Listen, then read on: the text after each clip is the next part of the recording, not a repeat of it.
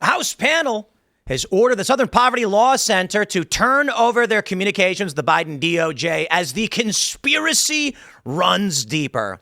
And it's funny because we're seeing a lot of defense from these liberal groups and leftists saying they were just paying informants because they're ignoring the fact the indictment alleges they were providing money to an informant who provided transport for Nazis to some of these rallies like Unite the Right.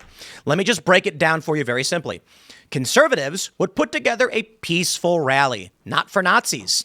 Liberal groups would then pay Nazis to show up. Then these liberal groups and the media would say every conservative there was a Nazi. That is the very fine people hoax. And it's what they've been doing for a long time, and now they're getting exposed. Interestingly, I've been talking about this all day. It's kind of funny. It's a conspiracy theory that Nick Fuentes and Candace Owens are in fact paid by the SPLC because on the same day, apparently they both traveled to Italy. Same time. And many people are pointing out that they, as well as many others, stopped talking the moment this indictment dropped, which is not correct. It's not correct. I don't think Nick and Candace are funded by the SPLC or anything like that.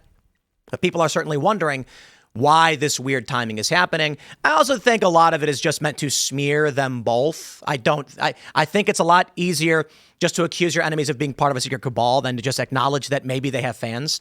But that being said, Matt Walsh has called this out, saying he predicted we would find there are a lot of convenient right-wing personalities that have been funded all along. So we'll talk about that and a whole lot more. Before we do, we got a great sponsor. It's a shout out to our very own Discord members, Kineo Wood, my friends.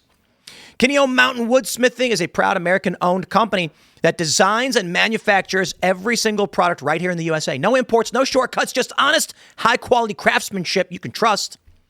Primarily a full-service business-to-business manufacturer, whether you need help taking a product from concept to finish, they can handle the entire process: custom design, precision manufacturing, retail packaging, warehousing, shipping. If you want a reliable American partner that makes your life easier and keeps jobs here, Kineo Wood will do it. They also run a retail website packed with their own original wood designs. So if you need something personal, you can get custom engraving on existing pieces or completely one-of-a-kind creations built to your specs. Because they believe hard-earned money should stay in conservative American businesses and homes, not flow to corporate giants and leftist companies, Timcast members get an exclusive discount code. It's Beanie5. So kind of looks like beanies, right? That's KINEO wood.com. Shout out. Check it out. And I just want to give a quick shout out again. This is our Discord Member Friday shout out. So for our members, we are here to promote the work that you do in the Timcast Discord community. If you have projects, companies, or things that you think are good, beneficial, American-made, building culture, all of that stuff, we're going to be shouting you guys out. So shout out to the crew and the community and the hard work that you guys do. And then buy some coffee. You always buy some coffee over at cashbrew.com because it's delicious and it keeps you awake. Don't forget, of course, to smash that like button.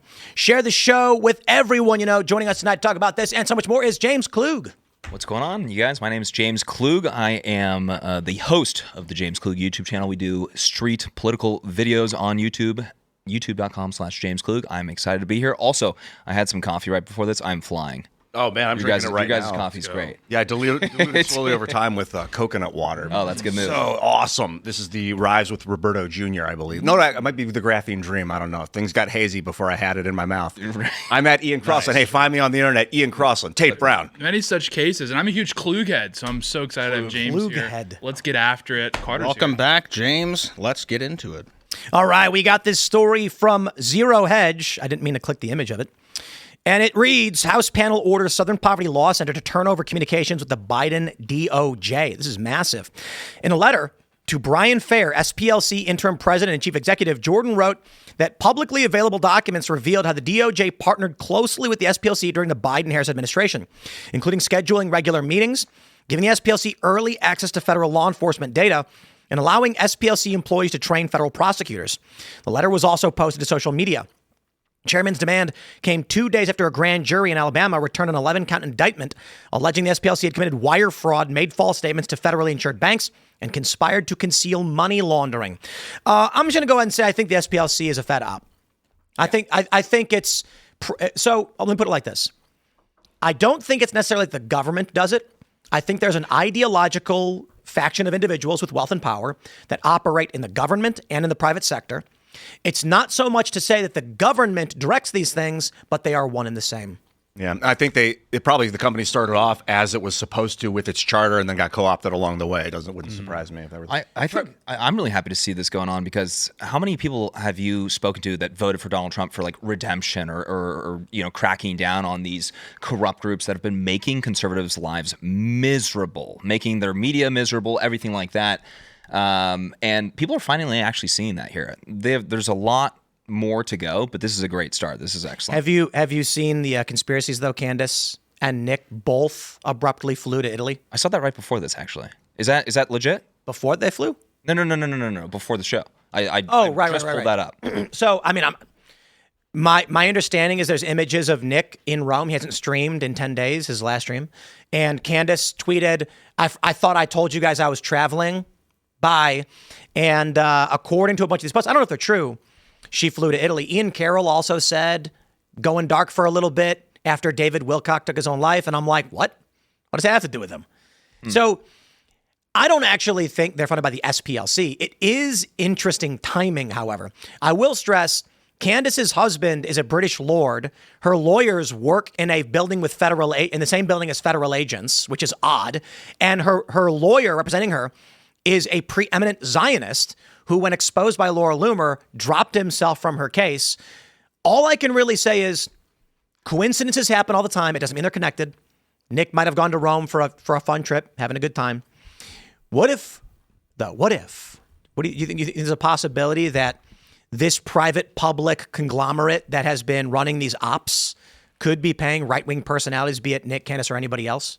I think that's 100% chance. That's honestly, that's what Nick not and them Candace, specifically, right. Not them specifically. I'm saying just in general, 100%. That's what I would do if I was them. I know, and like for us, we're paid directly by Israel, so clearly, we know how it works. I mean, we use the same banking, actually, Western Union. It's fantastic. No, I mean, I think Netanyahu himself. You gotta go to Walmart to pick it up. Yeah, Alex Jones had put something out like regarding Fuentes, like it was like a pre-planned like family vacation. So that one I don't think is as suspicious, but the Candace one's a little weird because I mean that was like again out of nowhere. They're both in Italy apparently. I don't know. Yeah. Again, maybe it's not true. I think he's like Italian or anyway. So like that's why he said family vacation. It kind of makes sense. But and so did she. The Candace one is bizarre. To your point, the federal connections, it's just fishy, and then hers makes a little bit more sense because there's a lot more subversion as far as like her directly. I mean, she has so much accumulated power within the GOP already and within the She was a lib. Right. But she had she's obviously been a ladder climber her whole career. There's no doubt about that. But specifically the way she integrated herself in the conservative commentariat and the power structure, she was like structurally part of this whole operation.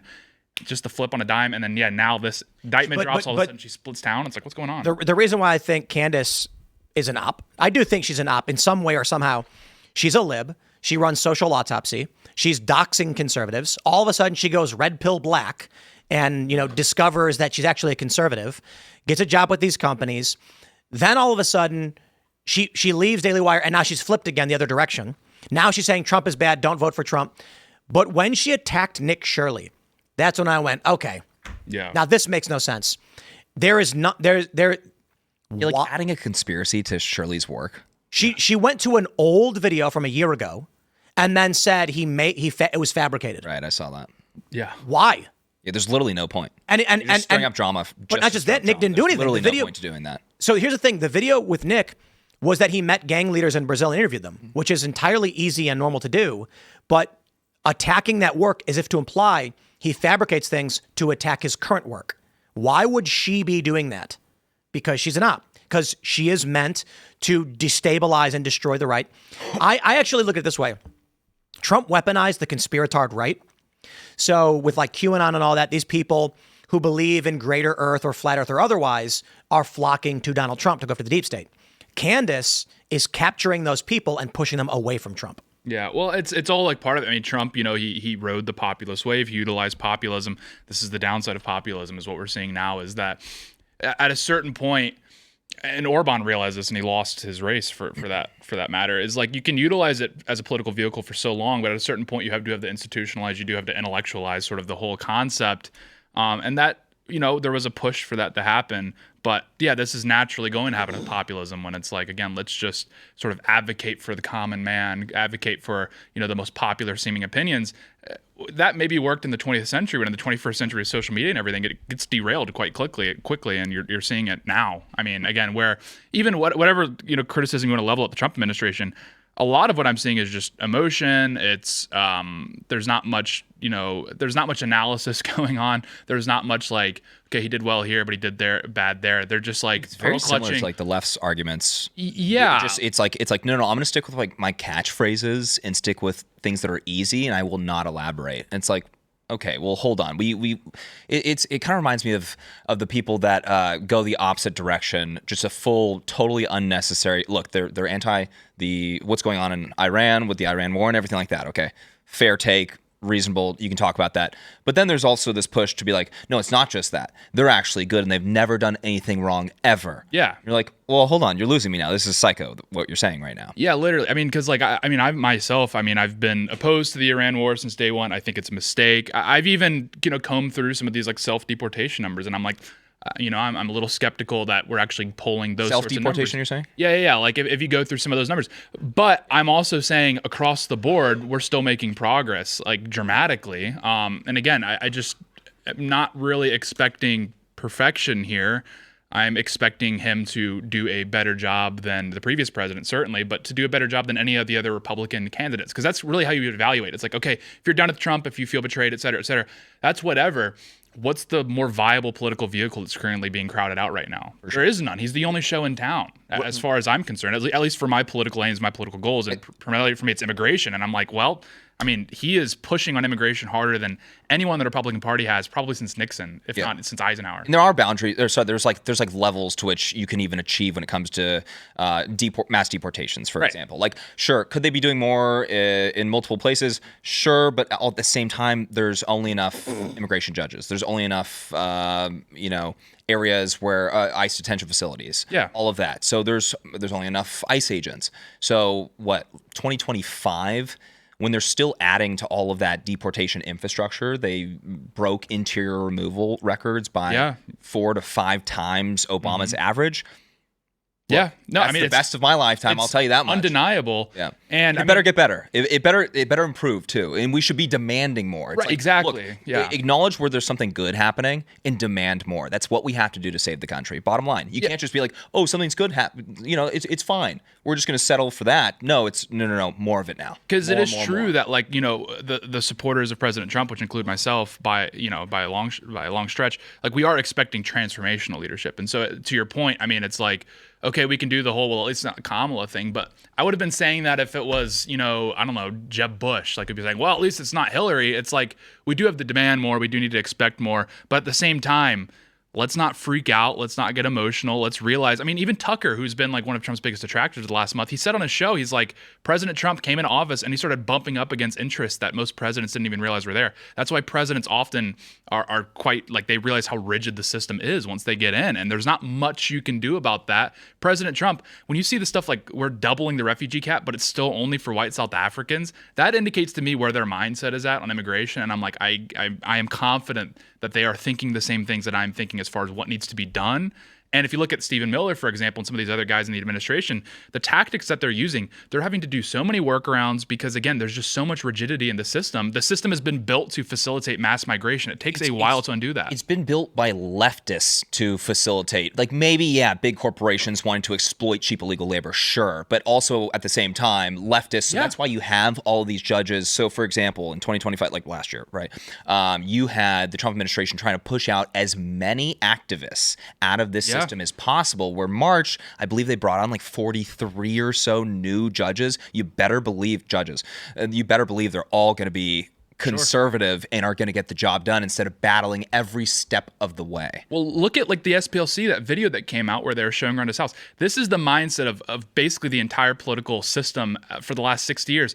In that guy's office, he had a handwritten running log of the white share of the population dropping. As in, he was giddy. He was celebrating watching the white population in the United States drop. That is the mindset of basically the entire political system, every single apparatchik that's operated in the deep state, but even on the state that we can see, because presidents would say that out loud.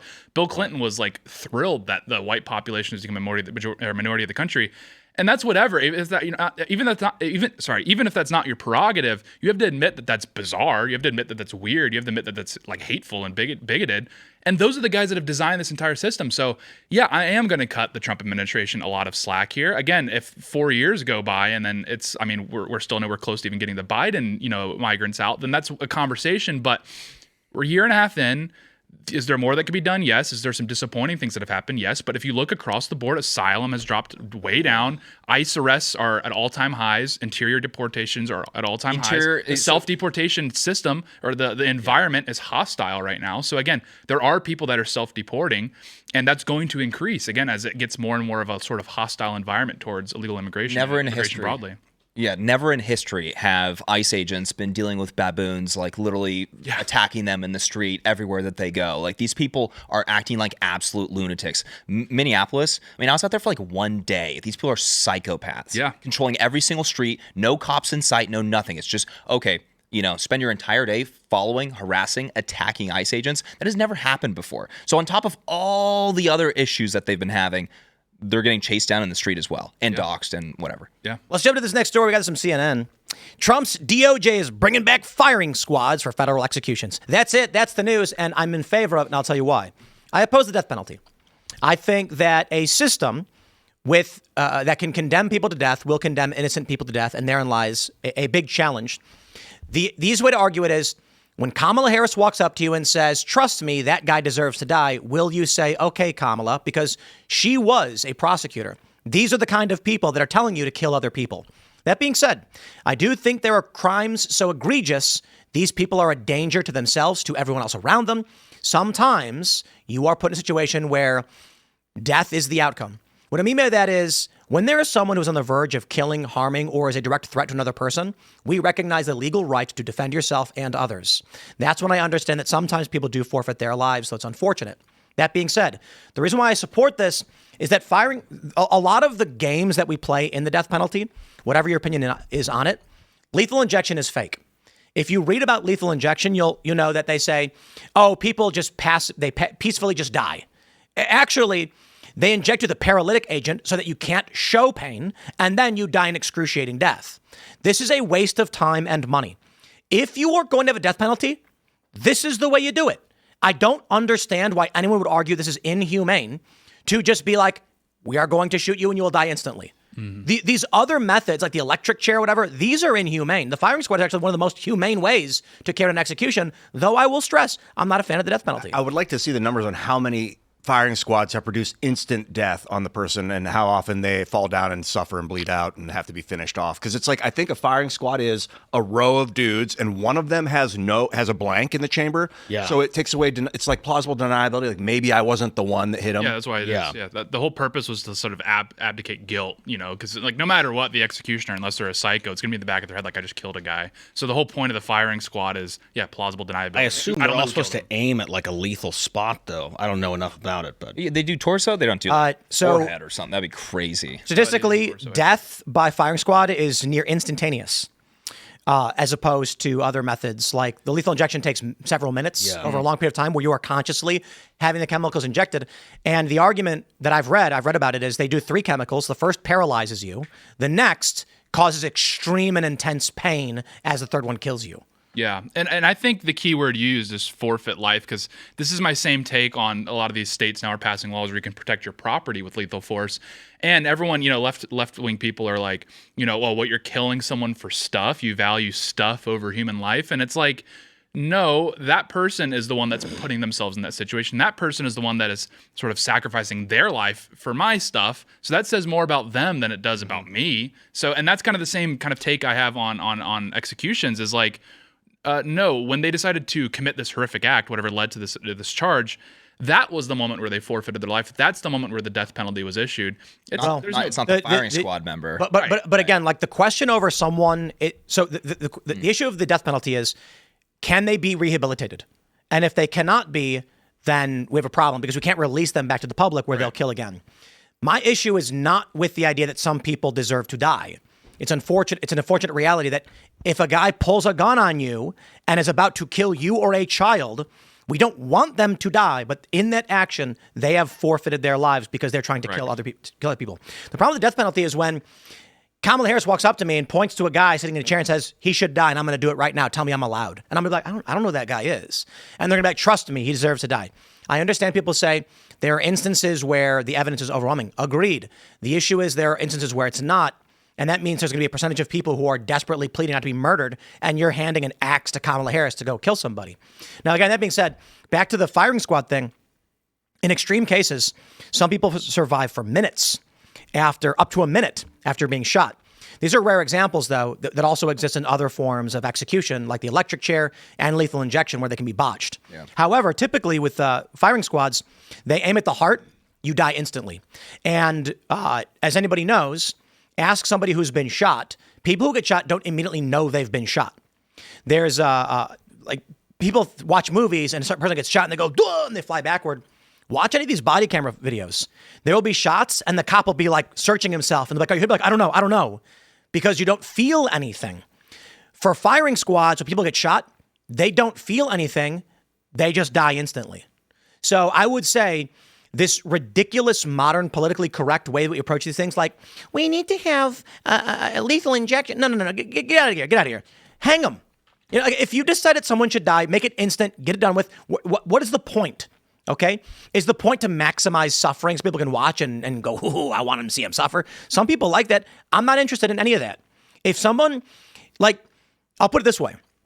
If there's a guy holding a hatchet about to strike a child, we legally recognize everywhere you as a bystander can shoot and kill that person to save the life of that child. Now, don't get me wrong, Jersey and New York might still put you in prison for it. However, what you are not allowed to do anywhere is shoot his legs out, walk up to him as he's on the ground bleeding, and then start digging your heel into his wound and shooting him in the stomach several times so he lives through the pain. That's not allowed. We don't recognize that as justifiable. So when I look at all this, you know, these techniques they have for the death penalty, the ones that prolong or increase pain should not be allowed. Shoot them. It's over. We're done. Yeah, because like the death penalty, the purpose of it isn't for justice or revenge. It's just to, again, perform a mechanism. This person is unable to rehabilitate themselves, or the state's unable to rehabilitate them. So again, you're just removing them from society.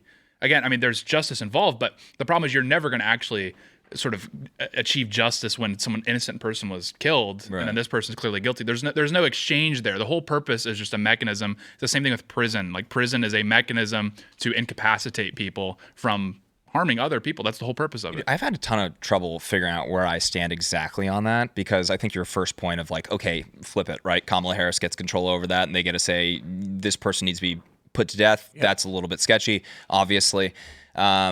But, you know, what's more of a punishment? The death, or for that individual? Let's say they did something so terrible. What's more of a punishment? Being in prison for the rest of their life, or the death, and presumably quick death? It's death. Is it It's going to be death. I mean, I got to tell you, some people want to die. I get it. But for the people out there, I want you to imagine you are sitting in a room and they tell you, we are going to walk you right now and you will be dead in 1 minute, or you can sit here locked in here and read a book. Yeah, I think everyone's going to be like, I don't want to die. Right. The scariest thing with death penalty for me is we have executed innocent people. Mm-hmm. The response is, it's unfortunate. We should prevent it from happening, but it's the unfortunate consequence that sometimes mistakes happen. So I just want you to imagine being that innocent person being walked to your death, where people are screaming at you and calling you a murderer, and you did not do it. And no matter what you say, no one will believe you, and you're about to die. And then they say, yeah, well, then you'll go to heaven because God will judge you. And I'm like, that is not solace for the innocent people, of which there are many, hundreds, who have been executed. So again, I understand there is a big difference between watching a guy about to harm, abuse, or otherwise, kill a child and stopping him from doing it, and a guy you've never met that you are being instructed to walk to his death. They're very different. Right. It's not easy. It's not easy. Nobody wants to defend, child murderers and rapists, and nobody wants to release them back into society. So I understand all of those points.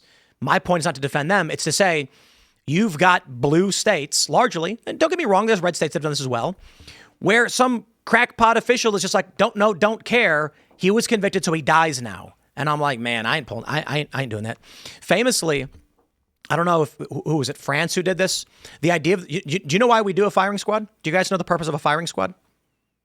Well, Probably. I think for one to plausible kill deniability person. for the shooter. the Indeed. killers. So The reason you have more than one shooter is that no one knows who actually killed him. Exactly. Yeah. And apparently one of the guys has a blank.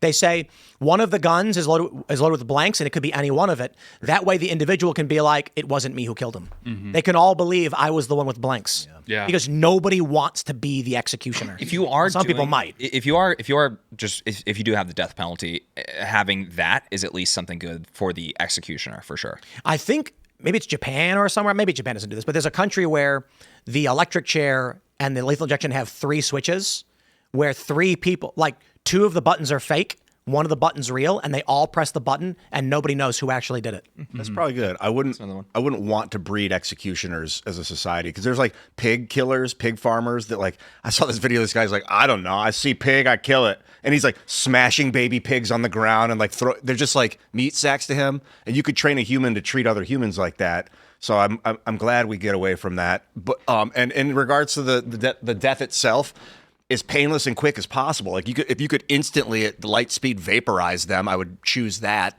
Yeah. But as long as they probably have super high powered rifles with laser precision now. Yeah. So they're not like aiming and missing. They're putting 8 bullets in the heart, 4 bullets in the brain, or whatever. I don't know what they're doing. Why don't they just do like an AI? Like I was literally just thinking that, like, this is a job for a robot. that's literally a job for a robot right there. I mean, maybe look, you can debate anything nowadays, but And that's the thing too, is like people's perception of the death penalty is very 20th century. Where like the way it works now, again, we're able to mitigate a lot of these things. Like that's a common fear I hear when people are talking about the death penalties. Well, what if we execute innocent people? To the best of my knowledge, the last exonerated death row inmate was the 1950s. It was like 1956 in Texas. I can't remember his name. And so it's like the amount of evidence that you have to present to get the death penalty is overwhelming, where it's like more than obvious this person, like you basically have to be on footage killing someone. And we definitely do a better job at preventing that nowadays compared to, let's say, like in the early 1900s or something. Oh, it happened. Like, Innocent people got killed all the time. Yeah, because sure. again, it was mostly just like off of like word of mouth. Like we didn't. But nowadays, like the bar that it takes for a death penalty to be like issued by a judge, it's very high. I'm not really worried about innocent people being killed in this instance.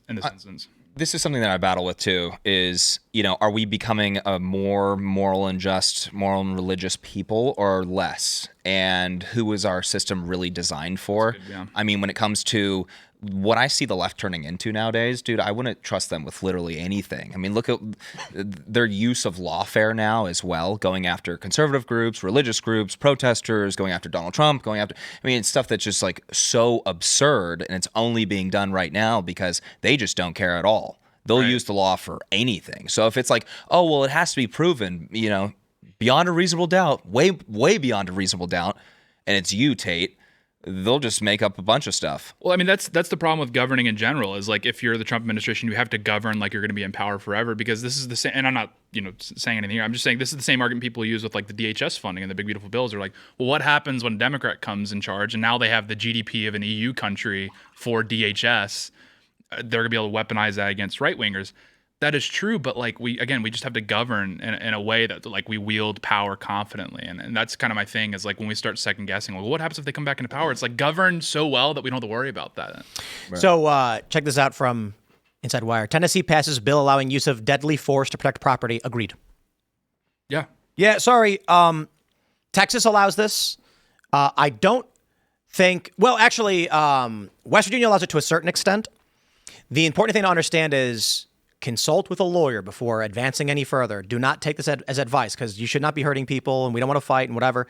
My understanding, though, is that in Texas, if a guy steals your TV, you can kill him. Yeah, because again, it's like, you're valuing human life over a thing. It's like the criminal was the one that decided that. Again, I'm a well-to-do citizen. I'm have zero criminal record, et cetera, et cetera. If I were breaking into someone's house and stealing their things, yeah, I would expect to die because it's like, that's how egregious, that's how much I value the social compact. So someone that doesn't value the social compact like that, they're the ones that are sacrificing their life. Wait, what are you supposed to even do? You're supposed to sit there and wait to see if they kill you?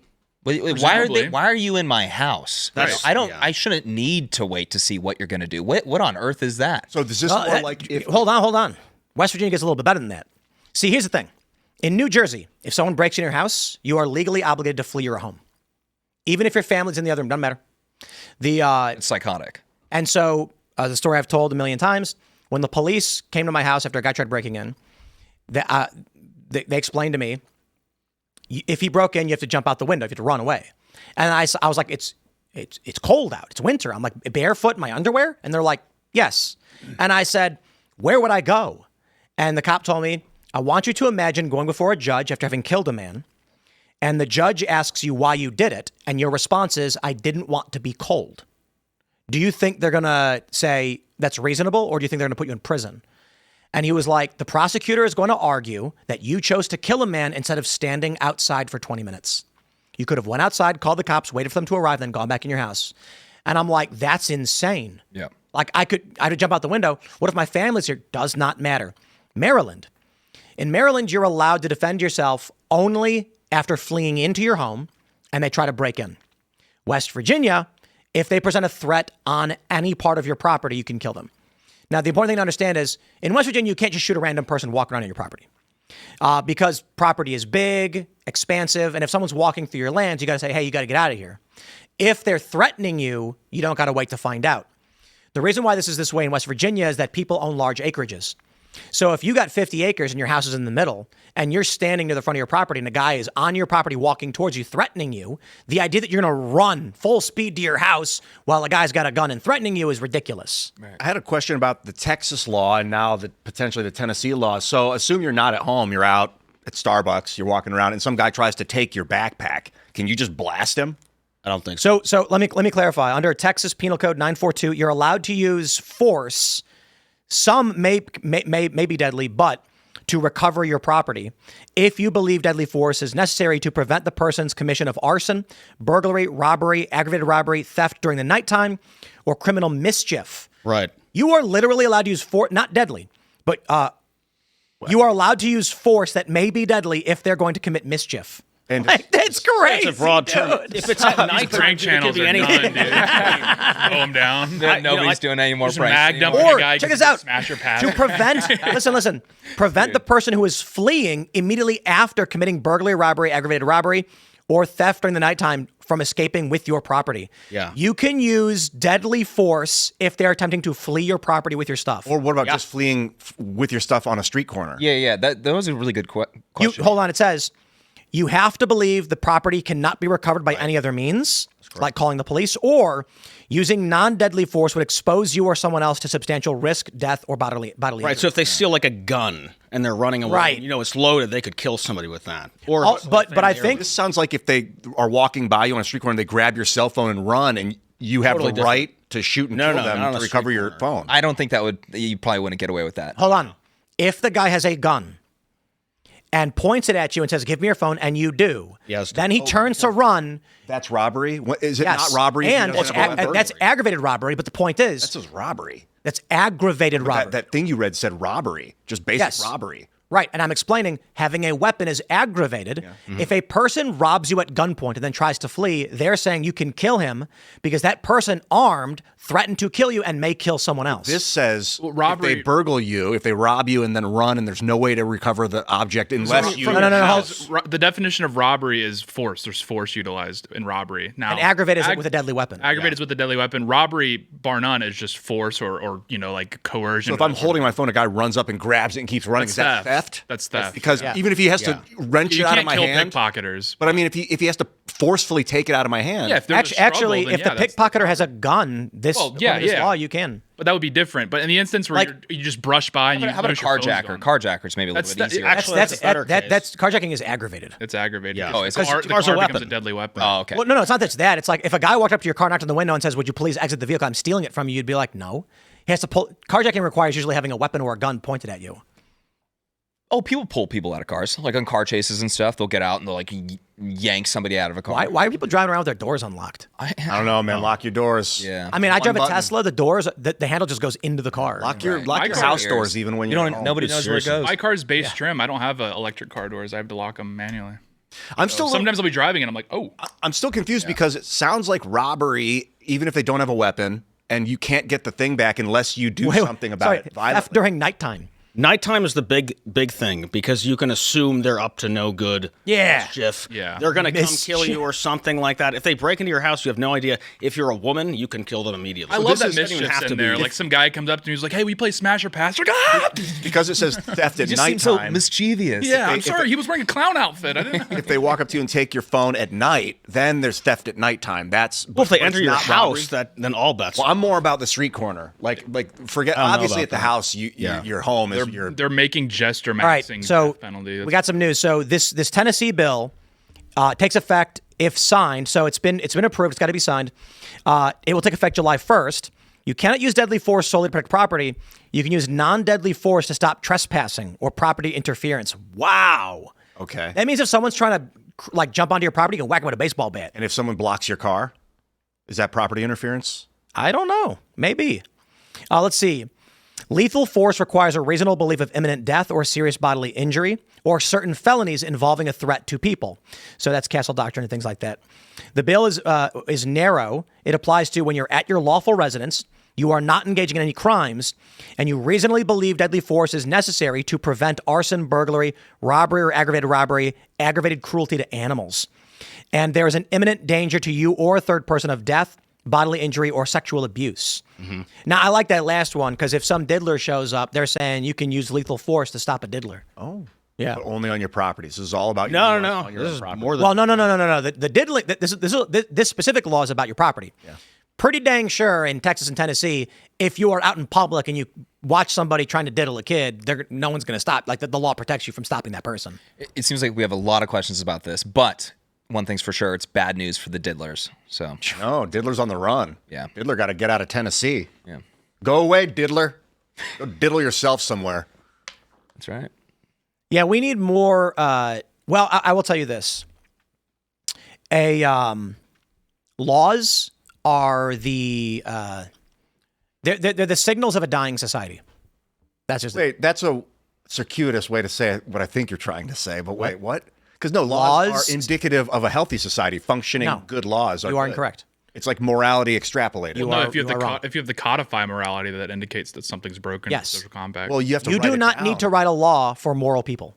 That's why at ski resorts, people put thousands of dollars of ski equipment on the ground and just walk away from it. Doubt it's 100% of the time that it doesn't get taken. I think it might. I think it actually is. It actually, yep, it certainly a study is. came out. It was just like no theft there. Dude, I went skiing No, a few it's months so ago. safe. It's unbelievable. Jackson I don't Hole. disagree. My hometown. was like that growing up. Thousands of dollars of ski equipment. We put it up against a fence in a random spot, and then we went and got food. 2 hours later, came back, just sitting there. My house was like that, but we still locked our doors every night, and you still play by the rules. You know, Yeah, no, high you You trust lock your isn't doors enough at night you get because the you're not average. in a high trust society. What? You lock your doors Locked at our night. doors at the day. My dad would go to the garage. He'd lock Yes, the because back you have door. crime. I know. That's the Even point. in high trust societies, you have. No, where'd you ski grow up? resorts don't have this. I don't know. Every do. ski resort of all time. I mean, I'm sure there's been crime at ski resorts. Sorry. Yes, extremely rare and so rare Yeah, that yeah, no yeah. one cares. To the point where most people don't lock their back door when they go Except into the garage. your house where you lived had high crime. No, it had very low crime. It was. I'm talking about relative to ski resorts. Crime existed to the point where you locked your doors. Most people didn't, but my dad did, because even in a high trust society, you still have to, in case that outlying Ian, incidents is what I'm talking about. That's I why we think have you law. misunderstand macro level statistics. We talked about this over and over and over again. Do you not understand that crime is like 0.1 at a ski resort, so no one cares, and in your neighborhood, crime is 1 point, so people care a little bit? Do you get that? Sure, yeah, but it was a high trust society. You do not need to lock up your skis at a ski resort because the likelihood of it being stolen is 1 in 10 million. Sure, it could happen. Never does. Where you lived, you might get robbed 1 in a million, so might as well just lock the door. Do you understand that? Well, I think you're putting a lot of value on a ski resort. I made a point specifically about you do not need laws at the ski resort because crime doesn't happen. Can you look up? Does crime give me the last instance of crime at a ski resort? ChatGPT. Yeah, Well, like, think of it this ChatGPT is way, going to say like- it never happens. Think of it- think of It's it- not just that, but Ian, do you not know what macro level statistics mean? I know a mess. Yeah. He's like, someone's skis got stolen one time, therefore you need laws now. You need laws. You saying you don't need laws? What is this, an argument against law? What are you doing? Well, this Yes, is like 100%. Francis It's Fukuyama. called moral philosophy. Do you understand how these do you concepts? how do you codify it? How do you get people to do it? You don't. It's high trust. So it's like Francis Fukuyama said, like high trust societies facilitate spontaneous social ability. So you're not dependent on like complex structure. You just Let me ask you. behave well. Let me ask you a question. Do you think Seamus Coughlin would ever steal from you? Not in today's standards. I mean, if things got Do you horrible, think you never know. Seamus Coughlin, the person you know, the devout Catholic who runs Freedom Tunes, would already answered. I personally just answered you. steal from you? I just answered. So yes, you think he would? I said, in this situation that we all live in right now, there's no way he would do that. But in You think there's a circumstance in which he'd steal from you? Desperation, I don't know what he would do. Okay, know so him, let's but I don't know him let's like just he's not try me, again. you know? Let's just try again, removing your weird caveats. I am talking about literally right now. You don't need to add caveats. I don't trust anybody, Tim. You think Seamus would steal from I you? think everybody's potentially able to steal. That's why we need I laws. live like that. That's why we need laws, because of No. people like you. Low trust. Look, you don't trust anybody, so we need I'm laws a pretty because high of that. trust guy, and I still don't trust anybody fully. You just said you don't trust people. That's the point of low trust society. Dude, That's I've why been you have burned laws. so many times by humans. Indeed. What is it? Show me what is an example of a high A trust? ski resort! That's not a society. That's a business. Like the No, Nordic countries. a ski resort is a series Nordic- of businesses on public land with charters, and they're different. Nordic not a countries. society. Nordic countries have like the most ease of doing business. They have like very Well, stint I got to stop legal code. because All right. Ian, There's very I'm recent gonna crime at ski resorts. Parents charged after Japan, 5 years. and so 40 I'm- killed, 150 in New York. New Year's bar fire. So to clarify the point, because Ian doesn't understand what macro level politics means, the likelihood of Seamus Coughlin robbing anybody, anywhere, at any point is zero. It's never going to happen. Literally zero. Now, take two Seamus. That's taking you at your word, though. You can't No, have a no, society it's that not. takes It's a people fact. at their Didn't he word. steal spoons? Indeed. Oh, it was all. Now, it was joking all a ruse. aside, the point is, Ian, because he refuses to accept standard arguments on statistics, and you make stupid caveats because you refuse to answer a basic question. you're saying the simple because of question is this, and I'm going to finish generalities. this. I'm going to finish this. Seamus Coughlin is never going to rob anybody. Seamus Coughlin is never going to steal from anybody. Zero chance it ever happens. If you take two Seamus Coughlin and put them in a house, the chance that either of them will harm each other is zero. Oh, you're glazing 100% him so zero. hard right now. No, It's I'm using an unnecessary. example. I'm using an example of a devout Catholic with a moral structure just a guy. that prohibits him doing harm to others. He's just a human, dude. He's got flaws Yep. like all of us. Okay, so again, because Ian is making fake arguments for the purpose of refusing to answer the question. You claim that a human has a 0% chance of ever committing a crime is crazy. I think the general idea is that crime is so unbelievably low at some of these ski resorts, right? That everyone is trusting. Everyone is trusting when it comes, like just about 99.9%. That's basically everyone. My point is this. I have chosen a specific example of someone we know with a 0% guaranteed likelihood of robbing you. Very, very low chance. Yeah. Zero. It's literal Next zero. to zero. No, it's not even next No to zero. one is a zero chance. Yeah, It's Seamus next is a to- zero chance. That's not how You are making- the world works, dude. There's always You are making up things fake change. reasons where you're arguing there's a possibility of I'm saying Seamus robbing you. I'm It's zero. planning contingencies, and that's why we have laws. We You can't just say, fine, it's okay to steal You're wrong. because no one ever will. no one steals because everyone believes it's morally wrong. You don't need to write it There's down. never been a situation where no one Yes, there steals. has. I mean, not a world or a The city point or a is- country or something. Ian, this really just comes down to the fact that you don't know what macro level stats means. You've said that like 4 times, and I know, you're too I know the stupid difference to between comprehend micro level it. stats and macro level stats, and I know how to get from one to the other and extrapolation. I know. You literally don't. Oh, I do. You don't. And you keep doing just the said it same thing 5 over and times. over It doesn't again. make it more true. I know what macro level What is stats it? are. What is it? It's when you look at what kind of stats do you want to look at? You want to take a city and say, hey, this year, 98% of thing was done by person type. So why just do you macro level keep bringing stat. up anecdotes? Because you can't There comprehend are what a macro level outliers stat to is. macro level stats. They don't say that this is how it always will be. Thank you. Ian's the kind of guy who doesn't have a fire extinguisher in his house because he's like, well, you don't need it because sometimes there's no fire. No, I do have a fire extinguisher. My father was a fireman. I understand You don't emergencies and understand. planning for the future. That's why we have laws. You're right. Fair Again, point. Ian's the kind of guy who puts 10 fire extinguishers on his bed because sometimes there are fires. What? You just completely did the opposite of what you said After before. your But I have response, no- indeed. I do have I a said, fire right. extinguisher You're the guy who literally in my puts bedroom. 10 10 of them. 10 of them. I have one. Because you're like, in my that bedroom. might happen. I have them accessible in case of emergency. I will go back to saying this. There are facts and there are macro level statistics. And you make fake arguments at the anecdotal level because you refuse to answer Bro, the obvious you just question. made an anecdote about a ski resort and said we don't need law. That's not an anecdote. That's called the macro level statistics. That's not that macro. I can make you. I can absolutely make it is. macroer if you want. It How many absolutely ski is a resorts macro in- level statistic. What Crime is so do you know low at dudes aren't ski waiting outside resorts, the ski they resort? don't need to lock up their equipment.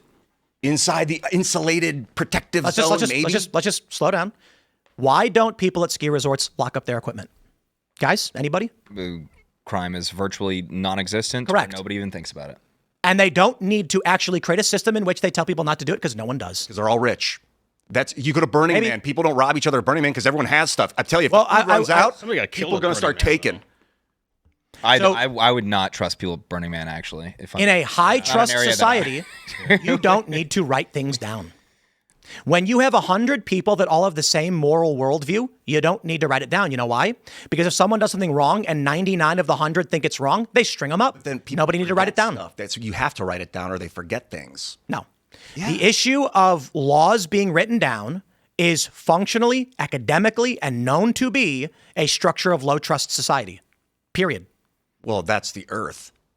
Well, Yes, like a good example indeed. is like in Iceland, when people go into the grocery store, the mothers leave their babies in their trolleys like outside. They just leave them there.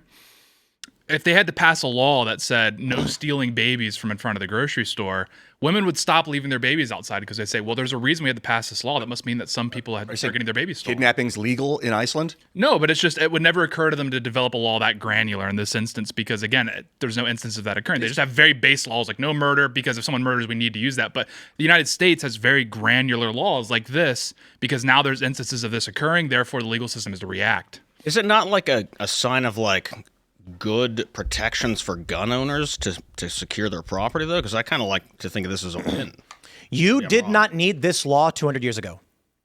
Everybody understood if you took someone else's stuff, you'd die. Yeah. In fact, 200 years ago, if a thief came to your house and stole something and you shot him in the back with a musket, none of the villagers or townspeople would That's true. blame you for it. Way less than 200 years ago. Way less. It wasn't written down. In fact, in the 80s, if a dude came into your neighborhood in New York and was pushing people around, he would get stomped out and not a single cop would intervene. You didn't need to write anything down. They said, don't mess with our community. We all know who we are. But hold on. What if someone in that community went and punched a chick in the face? They'd stomp him out. And you know what the cop would do? He'd be like, Rodney, what you hit a girl for? And then he'd be like, you should arrest them. They assaulted me. He's like, shut up. I'm telling your dad what just happened.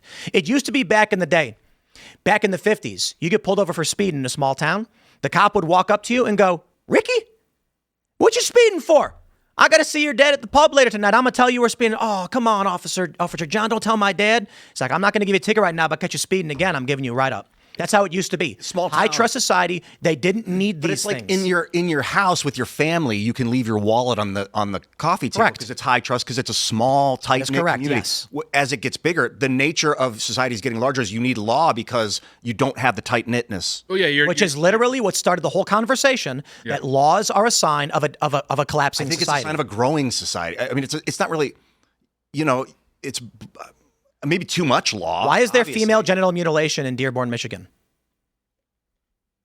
It's illegal. We wrote it down, dude. Humans. Oh, no. Most of society. It's illegal. Most of history. It's illegal. It's written down. It's codified in law. How is it still happening? Because animals want an animal. Does anybody actually want to answer the question? You think it's like Frank the plumber? Like he's the one doing that? I think it's the human animal goes crazy sometimes. Muhammad the plumber. Yeah. Okay, so let's try this again to somebody who actually wants to answer the question. We've banned female genital mutilation. It is a crime in this country. It's still happening in these areas of Michigan. Why is that? Because when you integrate different populations, it disrupts the culture. Therefore, there's going to be different culture or different crime patterns in different areas because of the new populations that have come into the country. And those police are of that group. Correct. So even though it's written down in that culture, they say, we don't enforce against that. We don't want to.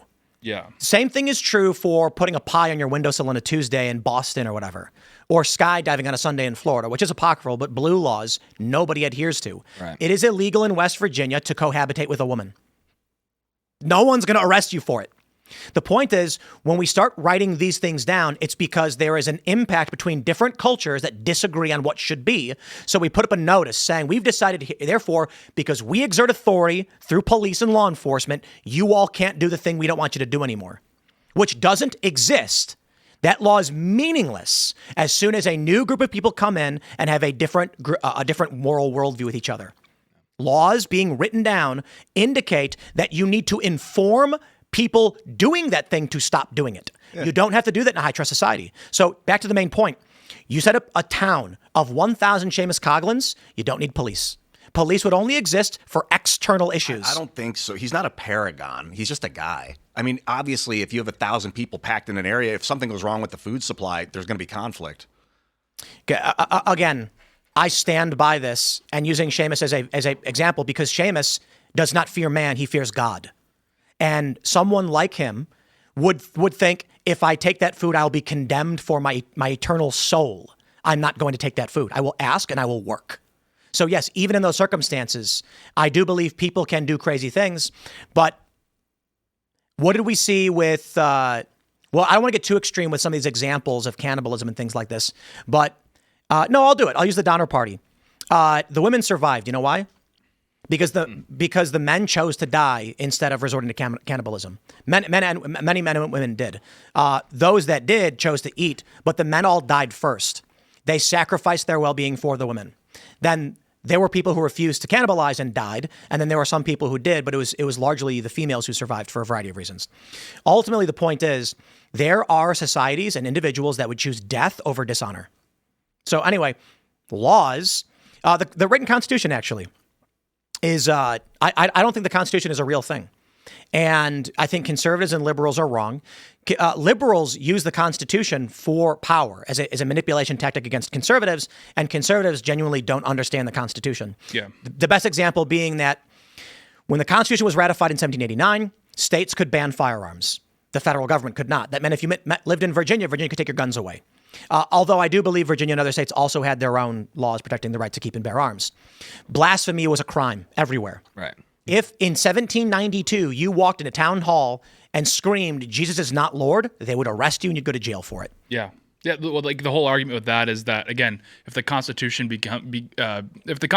begins to be perceived as restrictive, that indicates that we're not in the same country anymore. So the Constitution, no one was ever running up against the Constitution. It's very rare that people would run up against the Constitution. The Constitution was an issue for people, and if times had truly changed, then they would make adjustments, like slavery, for example. But generally speaking, the Constitution it didn't feel restrictive. We're in the common era, the era that we live in now.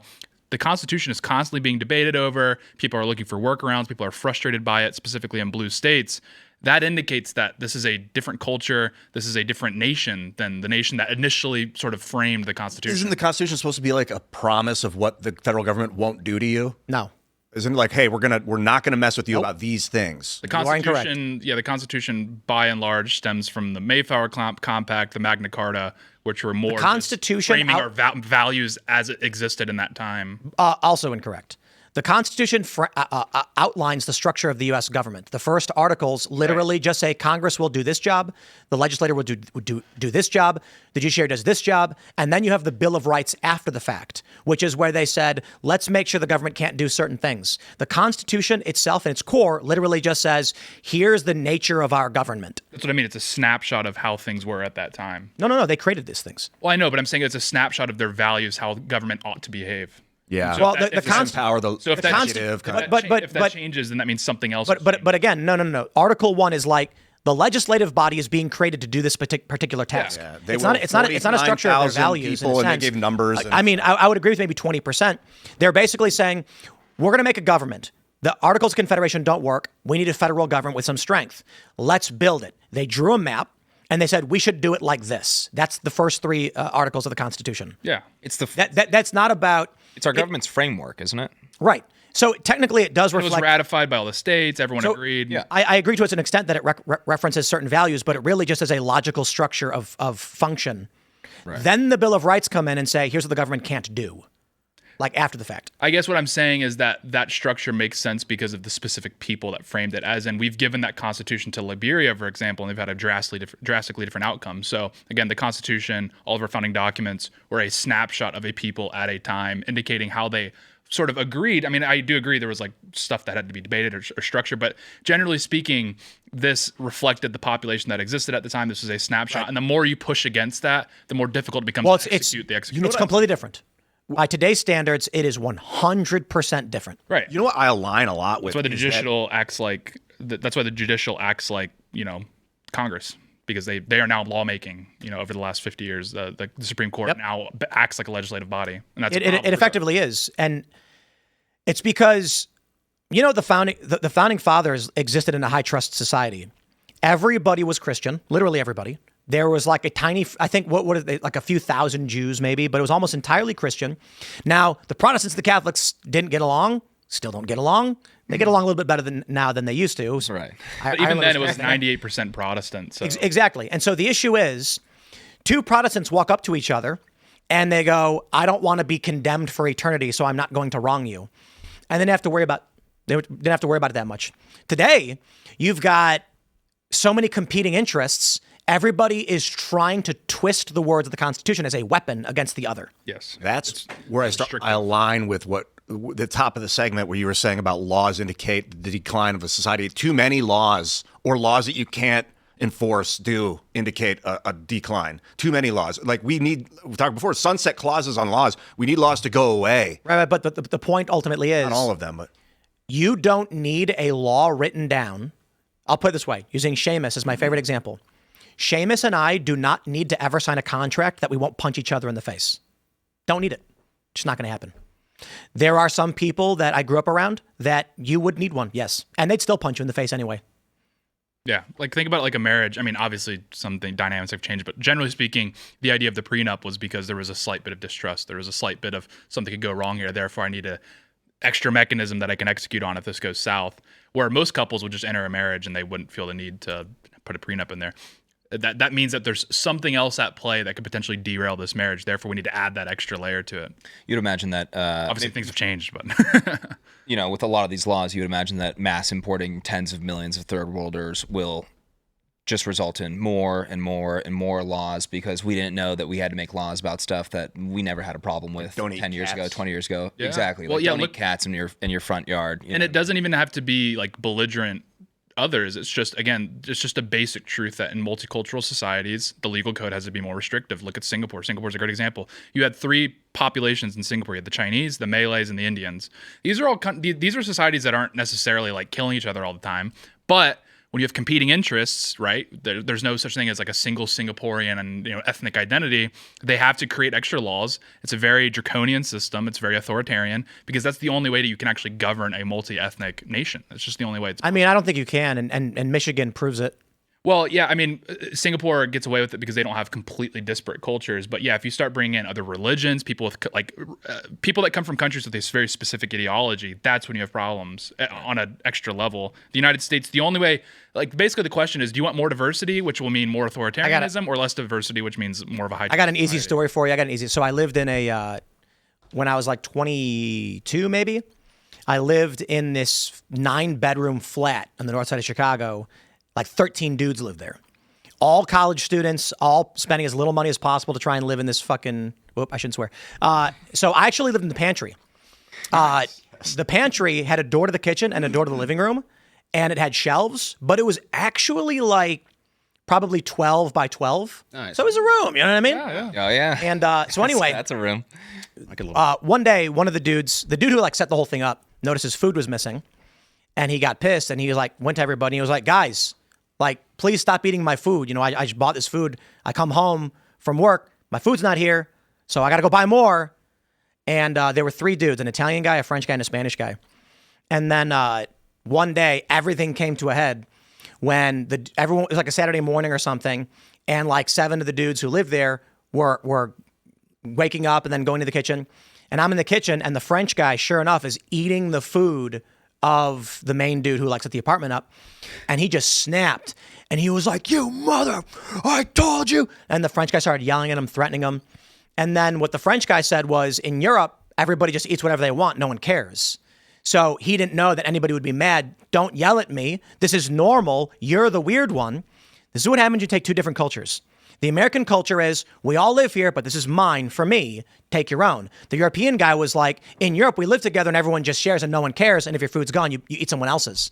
So this led to 2 guys screaming in each other's faces, threatening to beat the crap out of each other. Yeah. And that is 2 groups that are very close to each other. Indeed. Cultures being. So imagine when you start importing people from very disparate cultures. If you have 99 Seamuses and a French man, you got conflict, bro. Correct. Can he indoctrinate that French guy, all 99 of him? Can he do it fast enough? But the 99 Seamuses have to go to that French guy and look him in the eyes and say, we have written down what you cannot do when you're here. Here's the rules. That's law. And that's called immigration. When people come to this country, we say, you have to abide by our rules. And they go, no. And then Biden let them in anyway. But guess what? The Seamuses amongst each other, they're just going to make jokes and they're going to make cartoons and make fun of Joe Biden the whole time. They're not going to steal each other's food. It's just not going to happen. Yeah. If only. Definitely don't let the French guy live in the pantry. Yeah. So, moral of the story. Well, there was no don't food in the trust pantry. the French. Oh, I assume there might. But the Moral cool of thing the was story. is that Like to eat. because it had two, like a way in and a way out. I actually like during parties I had multi-access Nice. to my room from different parts, so it was kind of like having a portal that no one else could go through but me. So that was pretty cool. Yeah, Yeah. that's a sick setup. was I'm sure the fantasizing Chicago about it. Fire Department's like, which house is that again? There's people living in a pantry. And I would park my motorcycle in the lobby until one day the landlord was like, I will destroy you. And I was like, all right. And then as soon as I put it outside, it got stolen. A motorcycle. A motorcycle is the ultimate test of a high trust society. Yeah. Yeah. Yep. You know, if you can leave it outside and it's not getting dragged down the street or stolen, you're looking pretty good. You're in a good neighborhood. Well, you know you're in a good neighborhood when you see bikes on the lawn. Ooh, I was too. raised not to tempt. Bike is just leaning against the house. Because like people would do that in my hometown growing up in the 80s, but I was still always taught don't do it. Don't tempt fate. Don't leave your thing dangling. Like lock it where you leave it, find it where you left it. I just learned from experience. Someone stole my skateboard when I went to skate once at a skate park, and I just never left anything out again. That's pretty funny. At skate parks back in the day, we'd put our phone and wallet on a ledge and just go skate and just leave it there. Dude, one time I left my bike at school crazy. and I walked do that home and I was like, oh, my bike. And I got back to school and someone had slashed the tires. I mean, I grew up in the only bike. I grew up in probably the most low trust society in the United States, which is Memphis, and I vividly remember we all lived in like a leafy suburb. So, you know, again, people were a little bit more comfortable leaving things out, et cetera, et cetera. But I played basketball, so we would go into like the city quite a bit, quite often. And I remember one time we were playing this team, all the families, they like asked everyone to come to the middle of the court for like, I don't know, a speech or something. I don't remember what it was. Everyone, like a lot of people left their phones and their purses and stuff on the bleachers, literally turned their back for 10 seconds and then they come back and it was all gone. And it was like, that just shows that, like that. yeah, like literally the trust of your society can vary by zip code. I mean, it's insane. You can also get like kids misbehaving too. So you can be in a super high trust society or high trust neighborhood or what, like a super good area. And I'm going to table like people coming in town from out of town. There can just be kids screwing around and that's misbehaving, true. and that they'll throw off that balance a little bit. But just in a general, sense. High trust society, one of the dads gets drunk and he loses his job and he beats his kid. That kid goes and steals. Like, it's still high trust relatively, but one dude that just That was the doesn't initial get it, doesn't problem. want That it. was the first, like in the United States, the first instances where we started seeing like crime syndicates pop up was like at the end of the 19th century. Cocaine became really widespread. So you would literally have these crack fiends robbing pharmacies, and that was like the first instance that really like shocked the conscience of Americans as far as like, street level crime at like a high volume. I think we need to bring the mafia back, They did a good job in a lot of the neighborhoods in like Philadelphia and just all think that. about the values of the mob versus the crime and the gangs that we have today. Yeah. So it's like there was that 19-year-old girl in New York who was surrounded by a bunch of young black kids and they stabbed her, killed her. Remember that story? Yeah. The mafia were, doing illegal gambling. And it's just like, yeah, I mean, that's bad.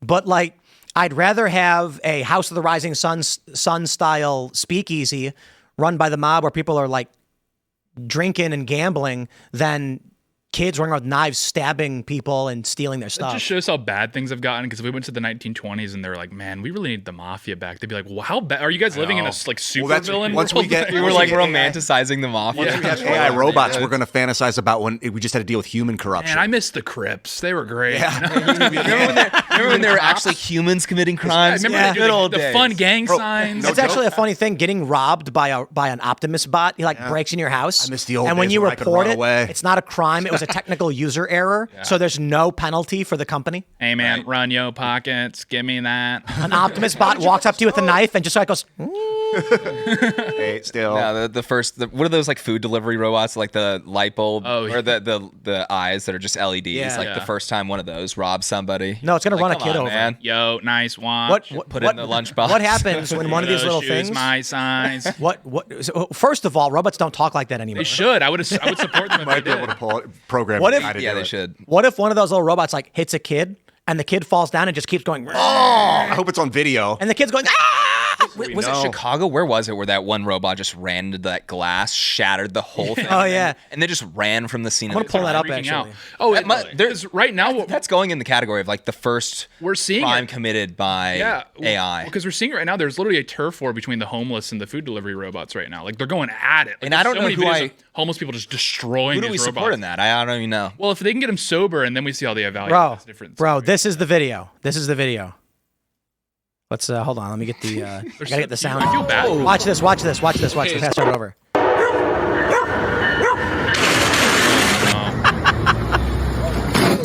What do you think the food delivery app said at that point? Just like Hold on. Wait. Look at this.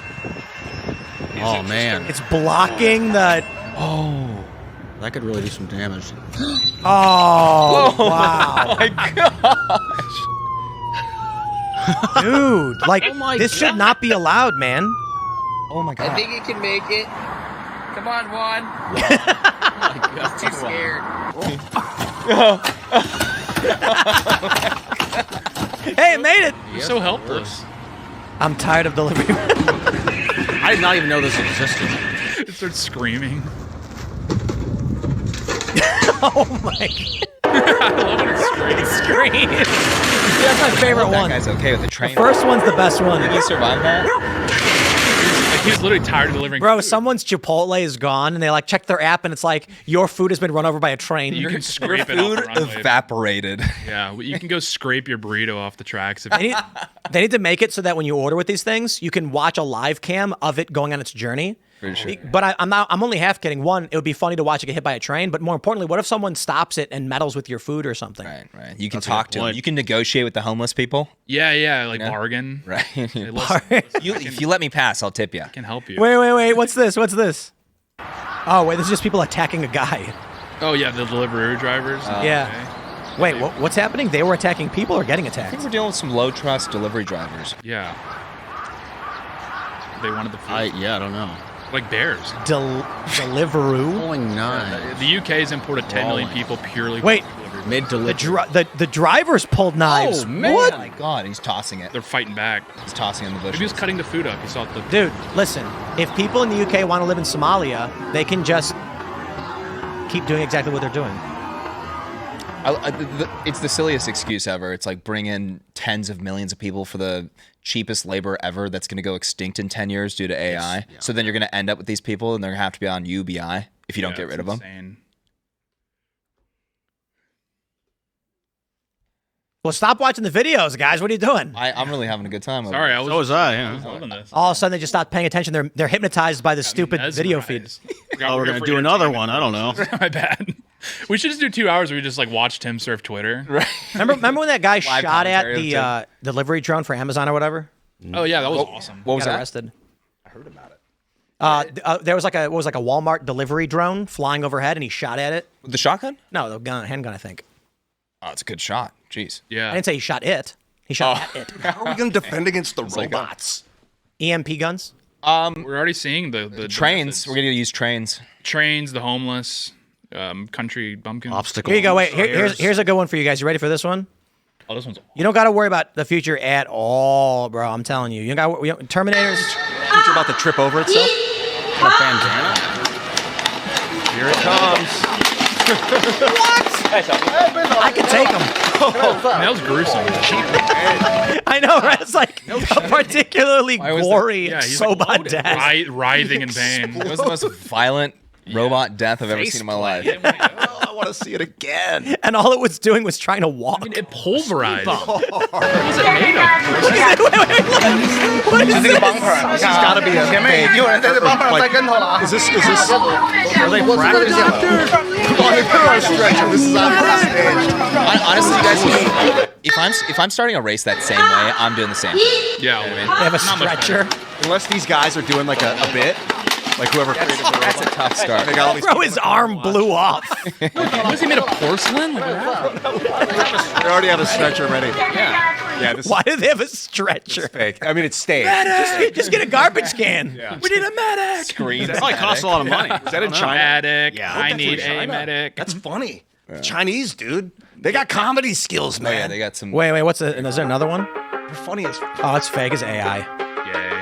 No, but there's there's real ones. Man, we just gotta get this government garbage and connect with the other humans. The culture, dude, we're blending. Go backward, bro. That's me in the club. Melting down.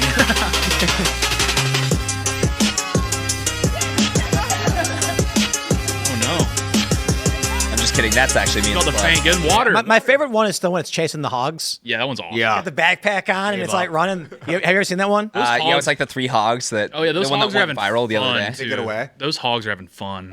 This is the best video ever, dude. Something you don't see every day, a humanoid robot chasing a herd of wild boars.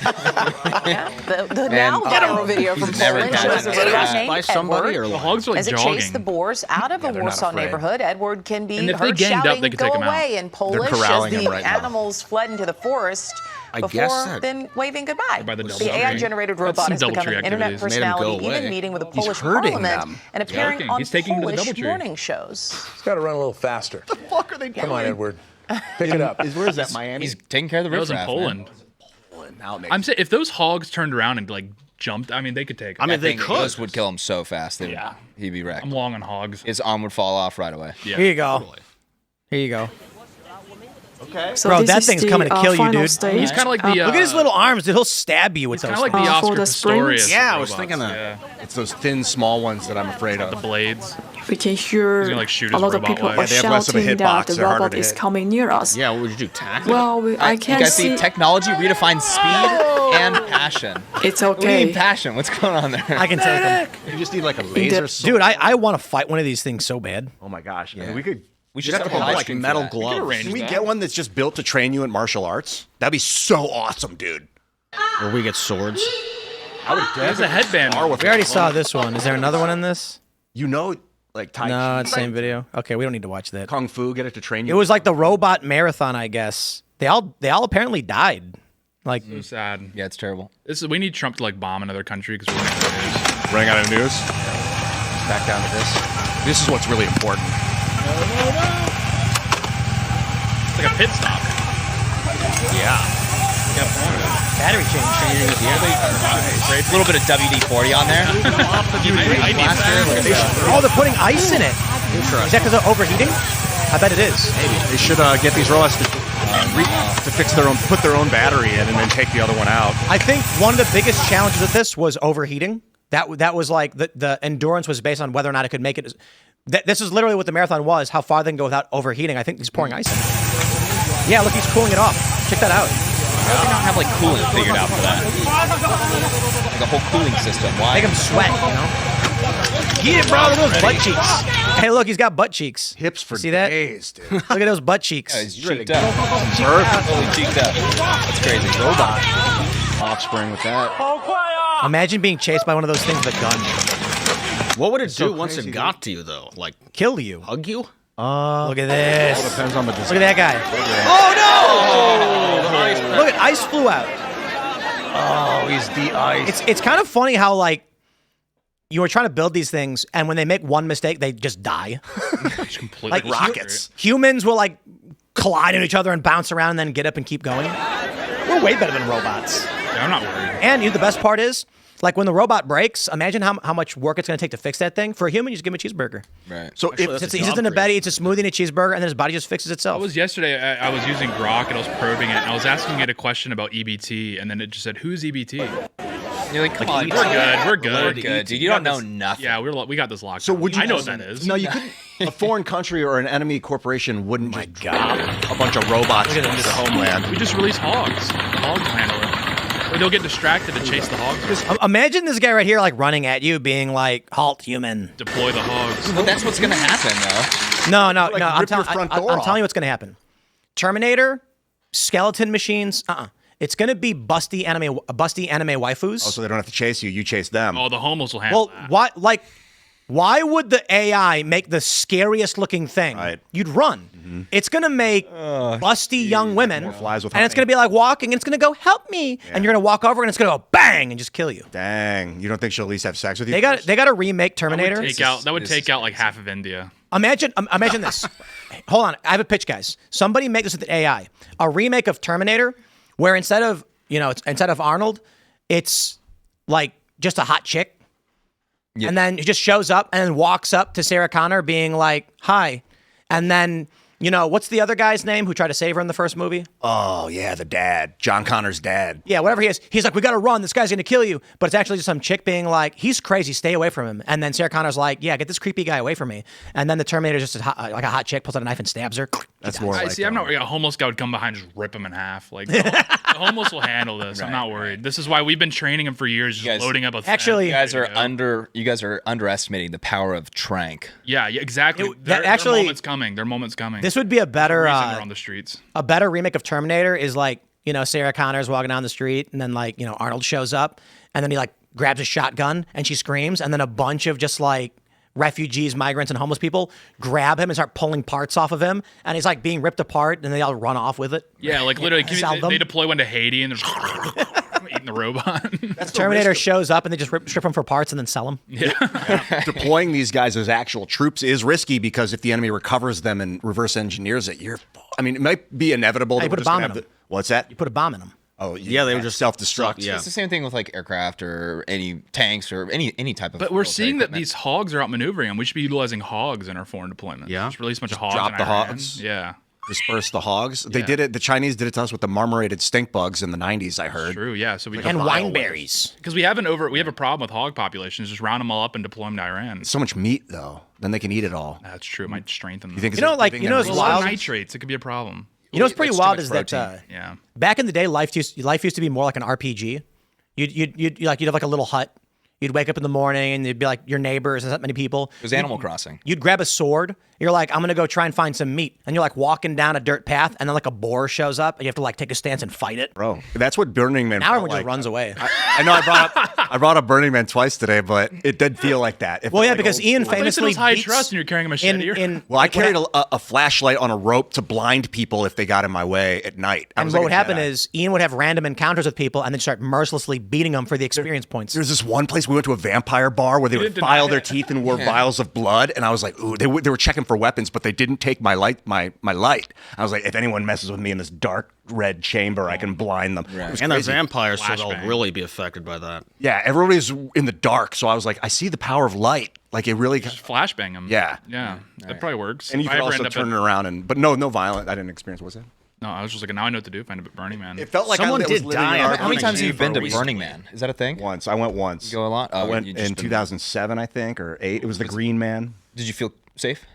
The entire time, yeah. I felt like people wanted me there. Like people were really happy that I was there. Yeah. Do you think that's just because they're super high, or Yes, very likely. They saw me in a wizard's robe. I wore this brown robe with a hood and had this rope attached. And then they were like, "He's a prophet. Which direction should I go?" And I would point a direction, and they would go, and then I'd continue on. Point to the employment office. Yeah, I would be like, whatever. McDonald's is hiring. I was like feeling it, the magnet. I was like that direction. I don't know why I pointed. There's that. a bit of it's kind of like video game action going on out there, huh? People are dressed up as a character. My one buddy LARPing? was a ranger. LARPing, He had like thank you. the one dude was a barbarian. He had like strapped leather. He's this big muscular dude walking around. The other dude had like a feather in his hat he's like a total ranger with like green. He had like a leather vest on. It was the girls were like in robes. Fan braces and ranger boots. And Yeah, one girl they called her Sea Monster. She was. I think the issue is That's that crazy. She was cool. we're reaching the apex of human boredom. So, back in the day, like we're talking about UBI quite a bit. We're in UBI right now. By average human standards, we live in UBI. There's UBI, tons of UBI in California too. No, I mean like the idea that we make money sitting here complaining. And water Go is back basically 1,000 free. years. Yeah, exactly. Clean running water and hot showers. You could be a homeless person. People are begging you to take a shower. Like, not even kidding. They walk up and say, please come take a hot shower with clean running water. Imagine going back 1,000 years and telling a king, we give even the poorest of people, actually, we try to make him take showers. He's going to be like, I have a shower once a month. It's expensive. Well, like, bro, kings in castles, they had poop chutes. You know what that is? Their toilet was just a hole that went straight outside onto the ground. Yeah. And then they had dudes that had to come up and shovel it to move it away. Now, you could walk into a Starbucks and they're like, you can do whatever you want. Imagine explaining to them that the obesity rate gets higher the poorer you are. That would blow them away. They won't get For real. I mean, it's like And rich kinda people, crazy. and it's like actually only the wealthiest people can like lose the weight and eat properly. Literally. That's why it's funny when these people are like, did you know that peasants used to have 154 days of vacation?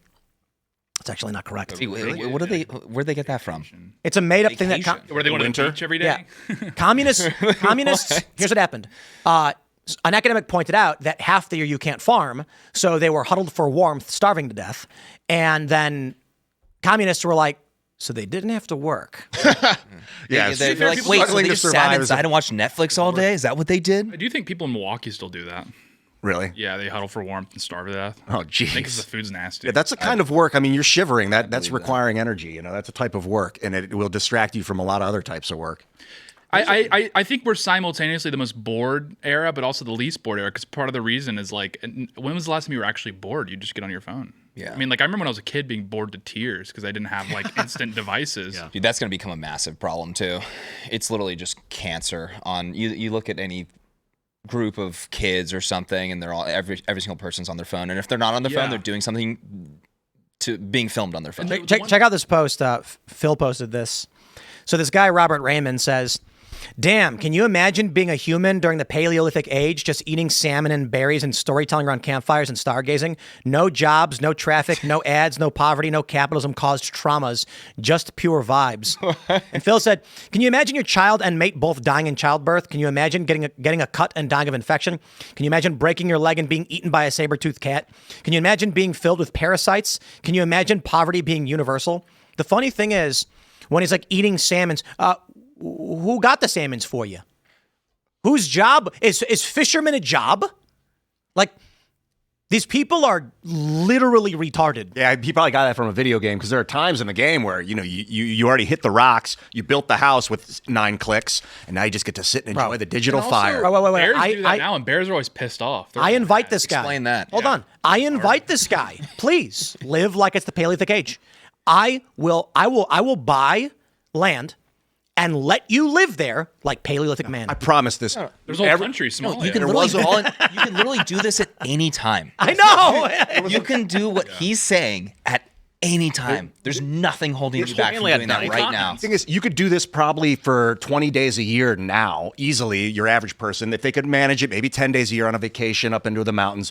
Back then, they might have experienced that, but they spent 99.9% of their time trying to survive and create the environment to be able, and even then, you're looking around because animals can be in the dark. They don't have lights, street lights. There's no streets. Like, capitalism derangement syndrome just has people saying the most retarded things. Dude, it's easy to get locked into it. It's unbelievable. Like the TV, it's easy to get locked into the machine. It's so easy. And then I think that's the capitalist trap and whether it's not capitalism. But I'm not blaming capitalism. I'm saying they have derangement syndrome against capitalism. Because they get into this machine. That's the joke that Phil's making here. He's saying, can you imagine poverty being universal? Here's what's going to happen. They're going to put him in a pod where they Neuralink his brain in and put a visor over his head, and he's going to be floating there with like nutritional roach paste pumped into his stomach, and he's going to be transported to a virtual reality where he's Paleolithic man. It'd probably be more productive than he is right now, if I were to guess. He would generate heat, I guess. That's the Matrix argument, right? No, batteries. Batteries, yeah. It was supposed to be a neural net that actually maintained the Matrix, but they thought people were too stupid to understand that.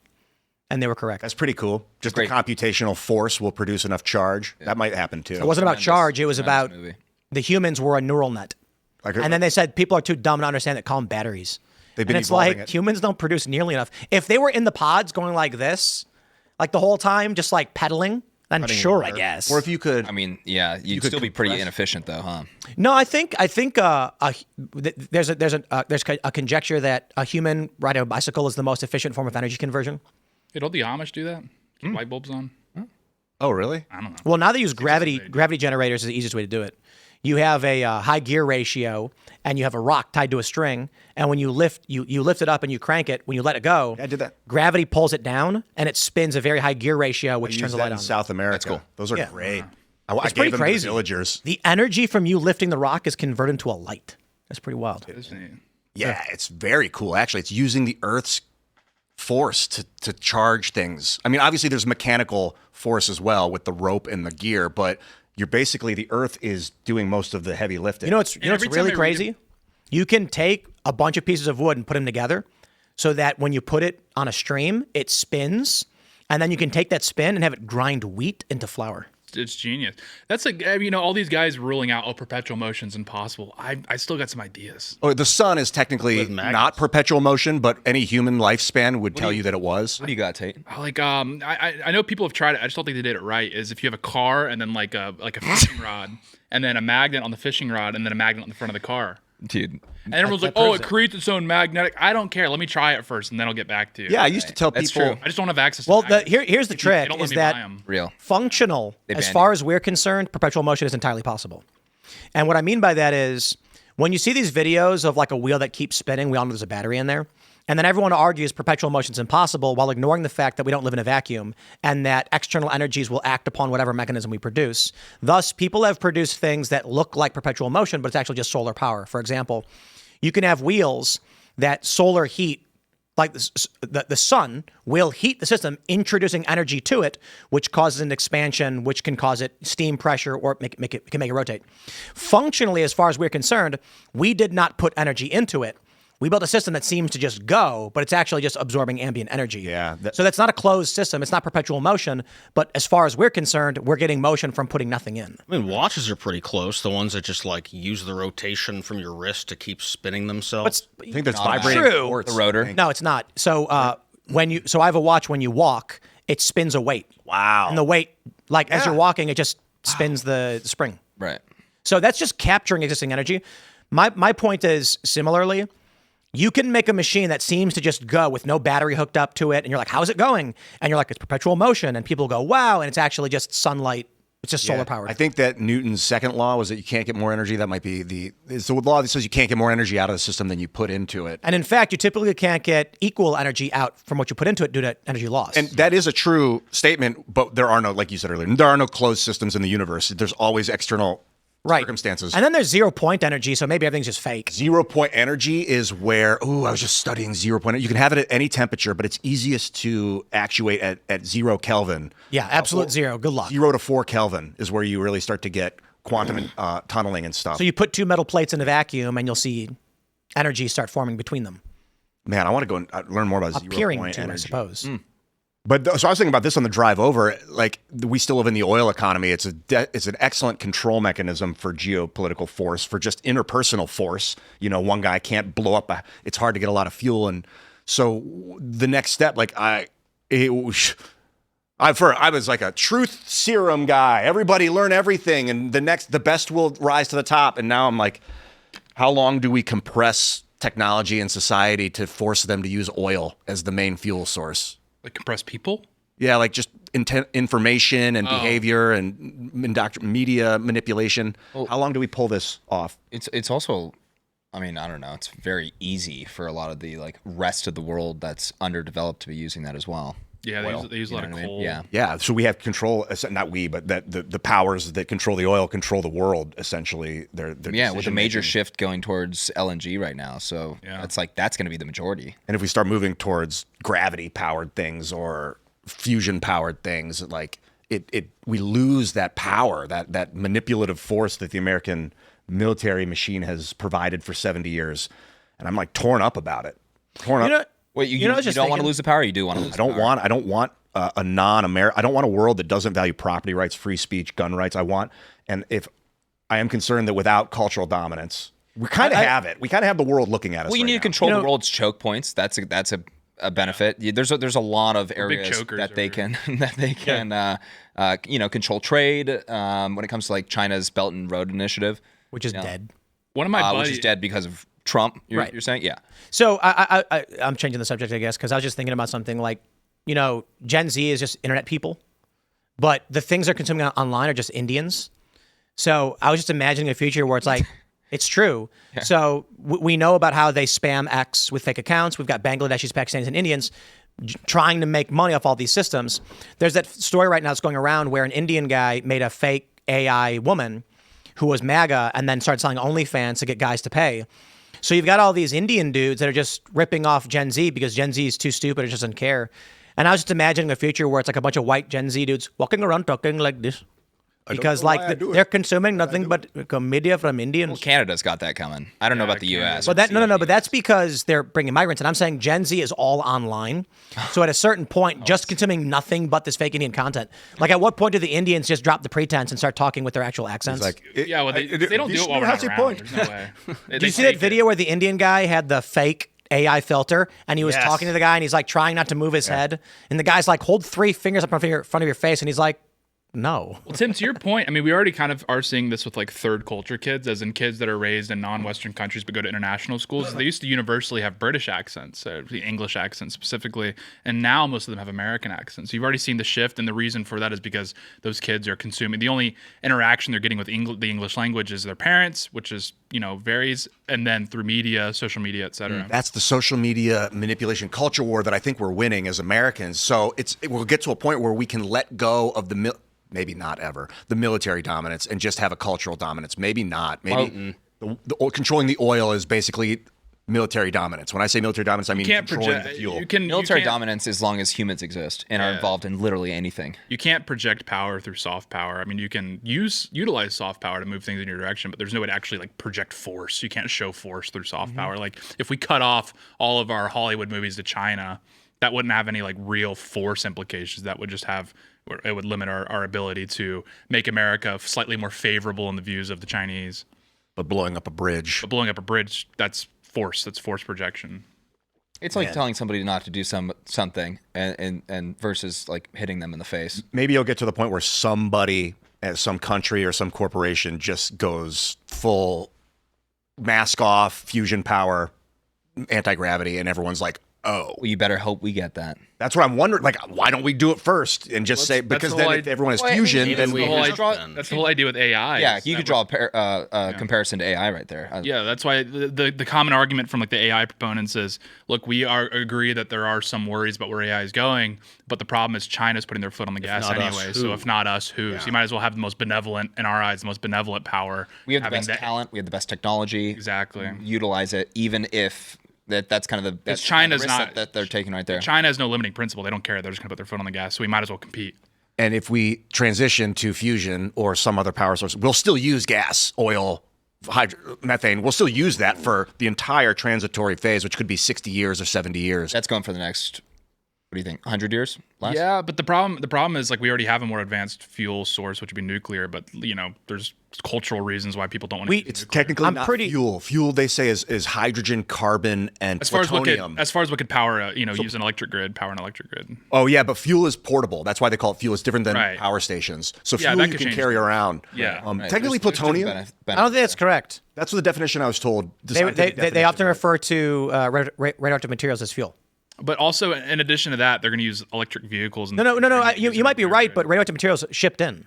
They ship it into a plant. Plutonium was a fuel, but uranium isn't. But we would be utilizing it as a fuel by powering our electric grid, which will power electric vehicles, presumably, if that's the way things move. You could put fuel in a base station, but it's still fuel that you would be able to take and carry around. How do you get fuel to Hawaii unless they build a nuclear reactor to then power electric vehicles? I guess that would be the question. Fuel is just defined as any material that can be consumed or used to generate power. Yeah. Okay. So if we I don't know why, but Jim Tour is the scientist that told me it's hydrogen, carbon, and plutonium right now. We are seeing the market react, and they're moving back away from EVs. A lot of these car manufacturers are like, oof, these aren't selling like hotcakes. I guess to be fair, solar is not fuel. You wouldn't call it a fuel. Right. It's a charge. It produces renewable charge. energy. Like, alternative. Like water power isn't fuel. The water's not the fuel, technically. It's not a fuel. Well, you could use it as a fuel, but like... have you guys ever heard of crater Earth theory?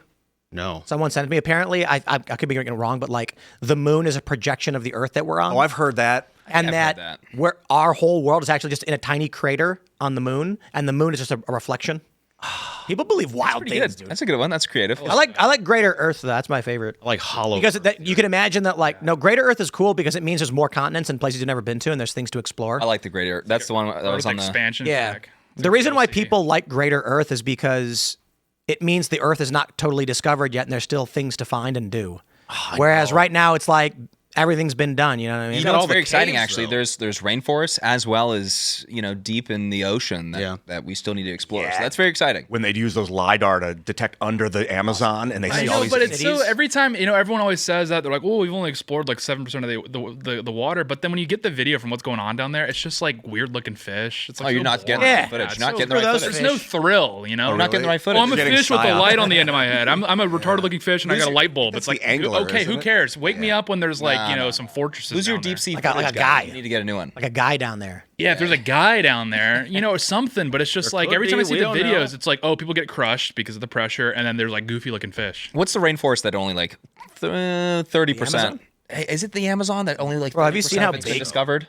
I think so. It's Large so swell. deep. Well, It's what so other? difficult to travel. You're not talking about the Alaskan rainforest. Good thing we're deforesting Maybe it. it is just the. That way we'll know what's under there when we look on Google. Bro, look at this. The Amazon's got like special There's like soil. there's the Incredible. Congo. They Look at the made. Congo, bro. There's cities here. Look at this. People live in the wilderness. You gotta go to the Amazon. The Amazon, the dark Look at this. soil. They State of the Amazons. I'm thinking Look, about. yeah. dude, the Amazon's nuts. I'd have to- I'd have to- Everybody should. What's go. right here? You get a Check myself chance on to that. go. like what's right here? I'm not going. Look at these to trees. Check it out. Go sail down a river. Can't even see Or the like trees. ride a Look at canoe these down a trees. river. Barracudas in there. Bro, there's a monkey in there. He's chilling. I could he doesn't see even know Ian, people like, exist. being a warlord in the rainforest. It's wild. I hung out with this woman that had a turkey. I went to Peru, to northeast Peru, in Iquitos, and stayed there for like 3 weeks. My friend was cleaning plastic out of the Amazon, and then I ended Hey! Look at helping this. her out for a while. Look! I just proved Antarctica is not real because these colors don't make any sense. Looks That like a that proves it. Yeah, that looks fake. Nope. That's just a picture, and that proves it's Too fake. perfect of a curve there. That's a on good us. point. You know, when you right. think Could about be it, Israel on that one. The 90 Day Fiance guys are like the last true explorers, where they're just going to the most remote locations just to have sex. It's like there's something going on there where like every time I watch that show, there's guys going deep into the Amazon just because they can't pull anywhere else. And You want to hear a crazy story? That's crazy. Yeah, they're like So- the modern day explorers. In Peru, Or the McDougal of our time. this is a story that we were tracking at Vice. We were trying to get in. In the mountains, the air is too thin for women. And so guys go up to the mountains to mine. And so they're there for like a month or 2 months. So other guys dress up like women to have sex with the guys while their wives are back in the village. And Vice was trying to get access to these villages to do one of these docs on it. And they were like, that would be like the best doc ever. It's like the male trans prostitutes of Peru or whatever, but they weren't able to pull it off. They weren't able to film their pornography film. Yeah, that's a shame. Well, I don't think they wanted to make it about sex, but they wanted to like show that they were male hookers Wasn't there like pretending to be one women girl for that could guys. handle it? They should make a story about the one woman that could handle it. She's Why like, could they not breathe up there? The thing is, though, like when you hear that story, in my mind, I'm imagining like two just ripped, hairy guys, and one guy puts on lipstick and goes, "I'm the woman now." But in reality, it's probably just lady boys. Yeah, lady boys. They say. Like what you see. I've been training Got a for this. cigarette voice. Yeah, in English. Like he doesn't speak Spanish. Hey there, miner boy. Yeah, I like doing this. Look at those striations at the bottom Bro, of the ocean. look You at can this. tell the Earth is twisting open and getting. Why is there an airport right here? Look at- Deeply unserious island name. Puka Puka. What are we no, doing? wait. Like why is there airport? Look Yeah, at I'm this. from Watch Puka this. Puka. Let me zoom out. Yeah, there's Look at pirates. it. What is it? Some B-2 What are bombing they doing over there, huh? ports? Dude, there's like Living. airports on every island. Oh, look at that. Oh yeah, I'm from Faka. Argentina? Called atolls.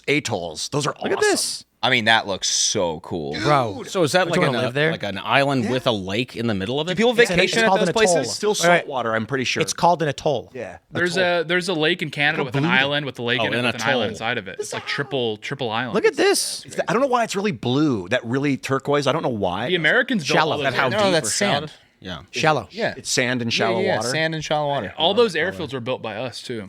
Dude, the During World War atolls. II. The atolls. Can you just go there though? Like you can just fly there casually? Probably. From some Probably. airport? Look But you know that like Tahiti is like that. Tahiti is like isn't Tahiti like their most remote island or whatever? Oh, I don't know. No, remote. Wow, Hangaroa. Let's go The there. Chileans own this. Look at that. The Chileans on this one. Yeah. They got an airport. Oh, that's a good setup. You know. Here's the truth. I'm gonna ruin it for you guys though. Oh. You would land there. You'd walk to the store and you'd be like, Yeah. like Like, do you have any rides? Honestly, that sounds like a dream vacation to me. just like you could literally do that anywhere. Yeah, my That boy, sounds he got incredible, dude. deployed to Guam, and he was thinking it was gonna be like Easter Island heads, and he got there and it was like a Burger King, and he's like, what?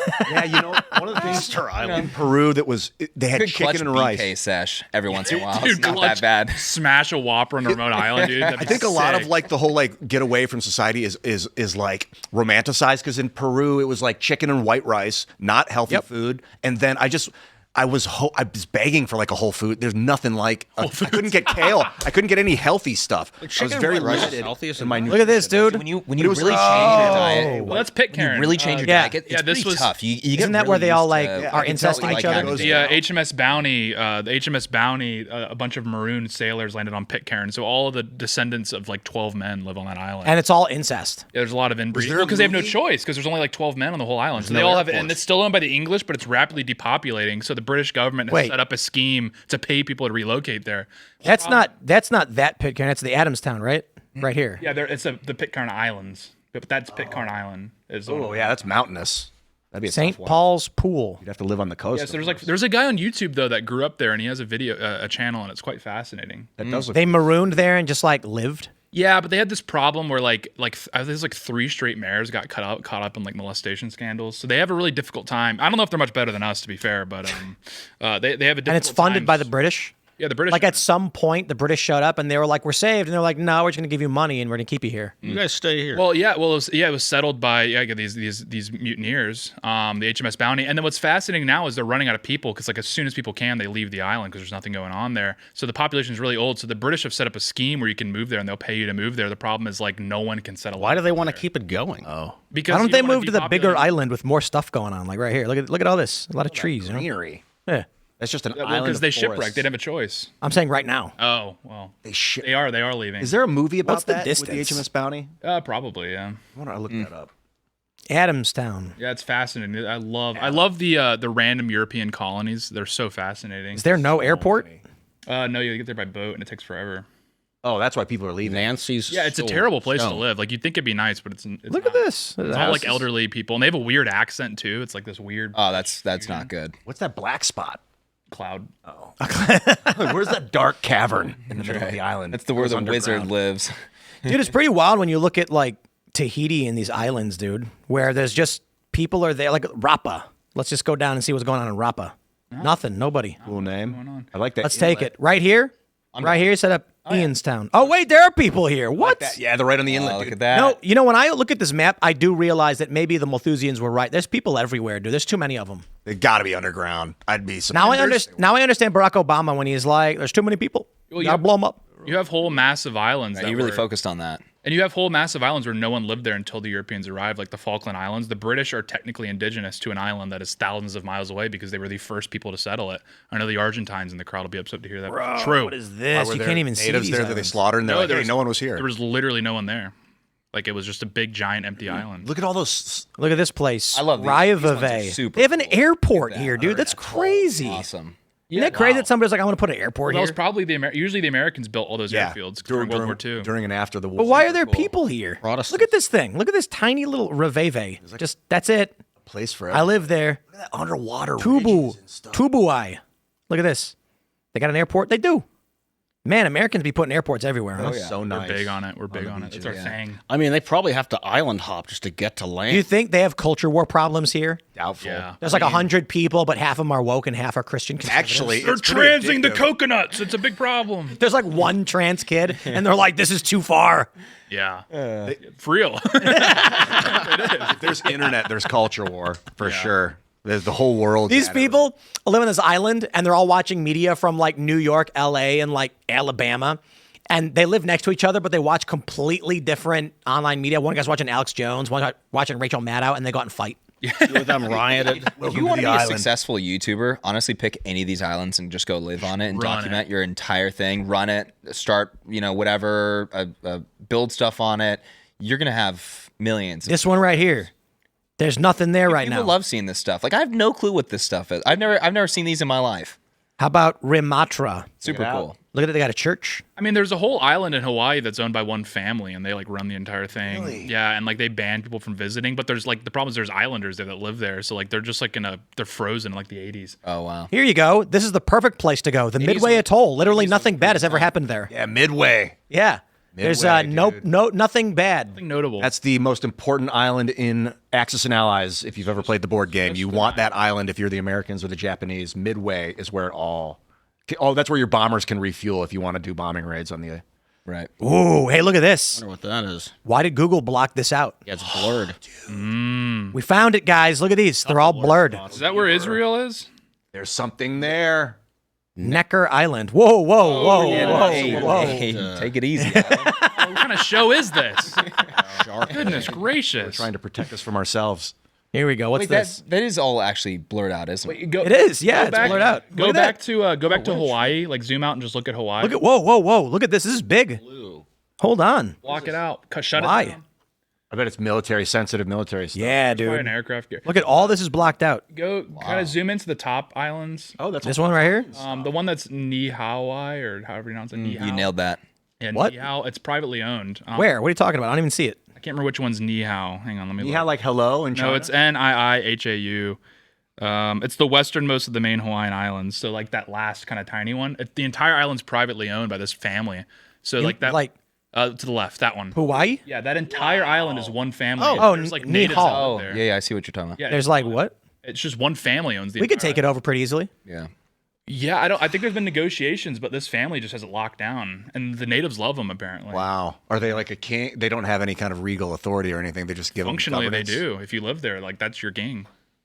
These are weird. Like these all It's like blurred out. watermarks You know? over the blurred spots that say like 2020 something if you look close Yeah. enough. Really? First time I've ever seen a. Yeah, what does it say? Something with 20. This one looks blurred out. But when you zoom in, there's like Is it a Polish island? Lisianki Island. Lisiansky. The thing is, too, you can see how shallow it is. You could probably walk way out, Yeah. like super far. I love that. Like you can walk way out. So in Florida, for instance, you can go like 10 miles out and you can stand. That's how. When I went out there on a boat, you have to have sonar or whatever to track Oh yeah. because you have to go in between the rocks in your boat. Yeah. Yeah. You can just jump out, and just stand there. That's where they have Stiltsville. That's Iran's problem right now. I always wanted to go to that. What's that really nice city where it's like a little village where it has houses over the water? You know those Like little, Bora Bora. Bora Bora, that's it. Yeah. Bro, you guys want to know what's up? You want to go to Unalaska? It's probably really expensive. Look at this. awesome. Atu Station. Did you know the Aleutian Islands is like 30% Filipino because the Filipinos just run the fishing industry there. So it's like if you go to you go, Unalaska, bro. it's just gonna be all Filipinos. Unalaska, dude. That's the secret. Yeah, it's all It's an Filipinos actual there. city. Isn't that where they do like Ice Road Crabbing or whatever that show is? Oh. No, crabbing. Crabbing. Haven't seen Yeah, the show about crabbing. Yeah, but if you were to visit Unalaska, you would it'd be like you're in California, just Filipinos everywhere, but they're all bundled up. Is it in Alaska? Kind of like minions. You know what's really crazy is that Filipinos are basically welcome everywhere. Yeah, everyone loves them. So Dude, the Philippines. When I went they to, named the whole thing after it. I was working with this Filipino guy, and we went to Brazil, I think, and we went to a couple other countries, and like I'm waiting in line. I have to get when you go to Egypt, you got to like get a stamp for your passport. You have to walk up and ask for a visa and pay for it. And I'm going to Brazil. I had to get a 10-year visa, pre-approved and all that. He just walks in, and then he was like, "Oh, the Filipinos, man, like because they're just fishermen everywhere. You can go to any country you want." He's like, "Iran, I can go to Iran right now." And I'm like, "Really?" He's like, "Yeah." Yeah, they're not pissing Filipino anybody. passport's like a golden passport. They don't piss apparently. anybody off. Except not the United States. It's hard to get into the U.S. with a Filipino passport, harder, but literally everywhere else, they're just day laborers. So they're like, welcome aboard. Yeah, of apparently the it's sea. 34% Filipino. It's crazy. On Alaska. 34. Yeah. To clarify, this is in You know what's Alaska? cool? How much you guys in on a The Aleutian secret? Islands. You know, a secret is if you're friends with Filipinos, you eat a lot of spam.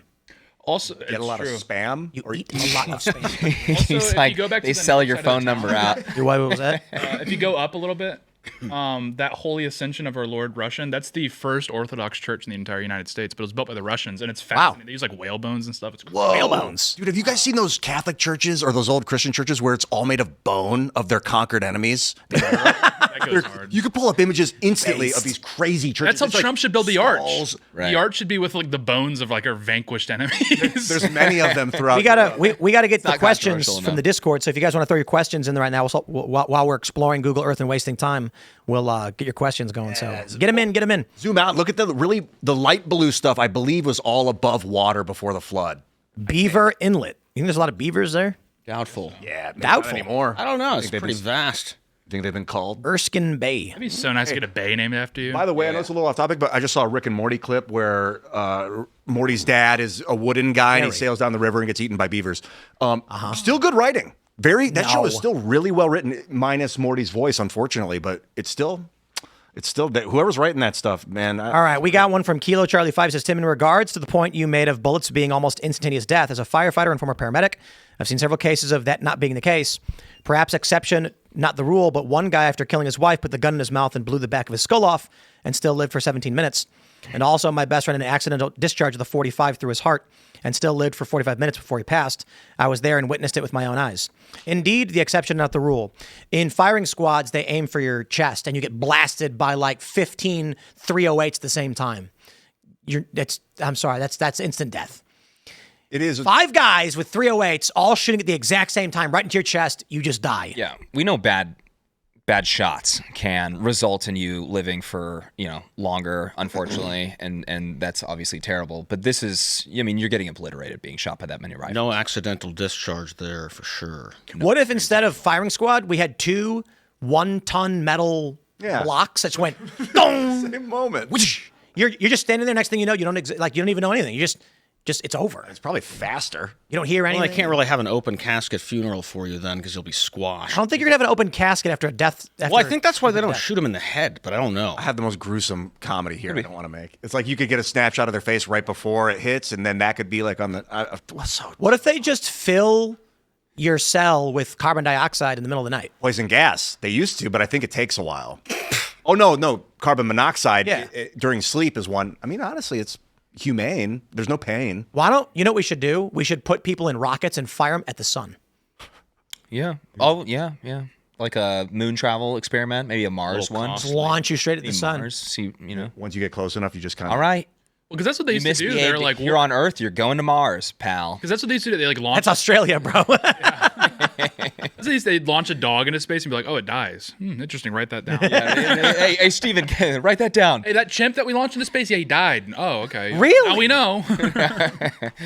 So is the argument from flat earthers that the Russians faked going to space too? I guess so. Like the Russians and the Americans teamed up to pretend to go to space to trick us into thinking space is real? One big bit. Is the flat Earth movement gone? Is it finally finished? That's why Candace was like, I'm not a round earther or a flat earther. It's probably bigger than ever. Square earther. If I were to Dude, guess. I got 500,000 views on my fake Greater Earth little gag thing on Instagram. And there are people being like, stop making fun of flat earthers, Tim. People have so much information right now that they're just getting, and not even to address like this specific point right here, but just in general, they have so much information. They can go down a rabbit hole in literally anything. So it's like, and then they don't really have anybody that's like an authority figure that is maybe well read on it or has a strong opinion about it to really push back. So they can just go develop any opinion that they want, really. Make a YouTube or a post, and then that gets 100 likes, and they're like, wow, there's a people that like this idea. Right. It must be right. Dude, that's what I deal with on the street with like Blue Anon and stuff. I mean, it's like way worse than anything QAnon was ever doing. They're out of their freaking minds. You go to a protest, they have every conspiracy theory under the sun about like Trump, Republicans, whatever it may be. Let's go. We got Lacey says, Tim, what do we do about the corporate HR state? Blue collar men are no longer allowed to have opinions. I honestly have no idea. It's the insurance companies. So, Alice and I like to talk about this. Every day we learn a new thing as to why corporations are the way they are.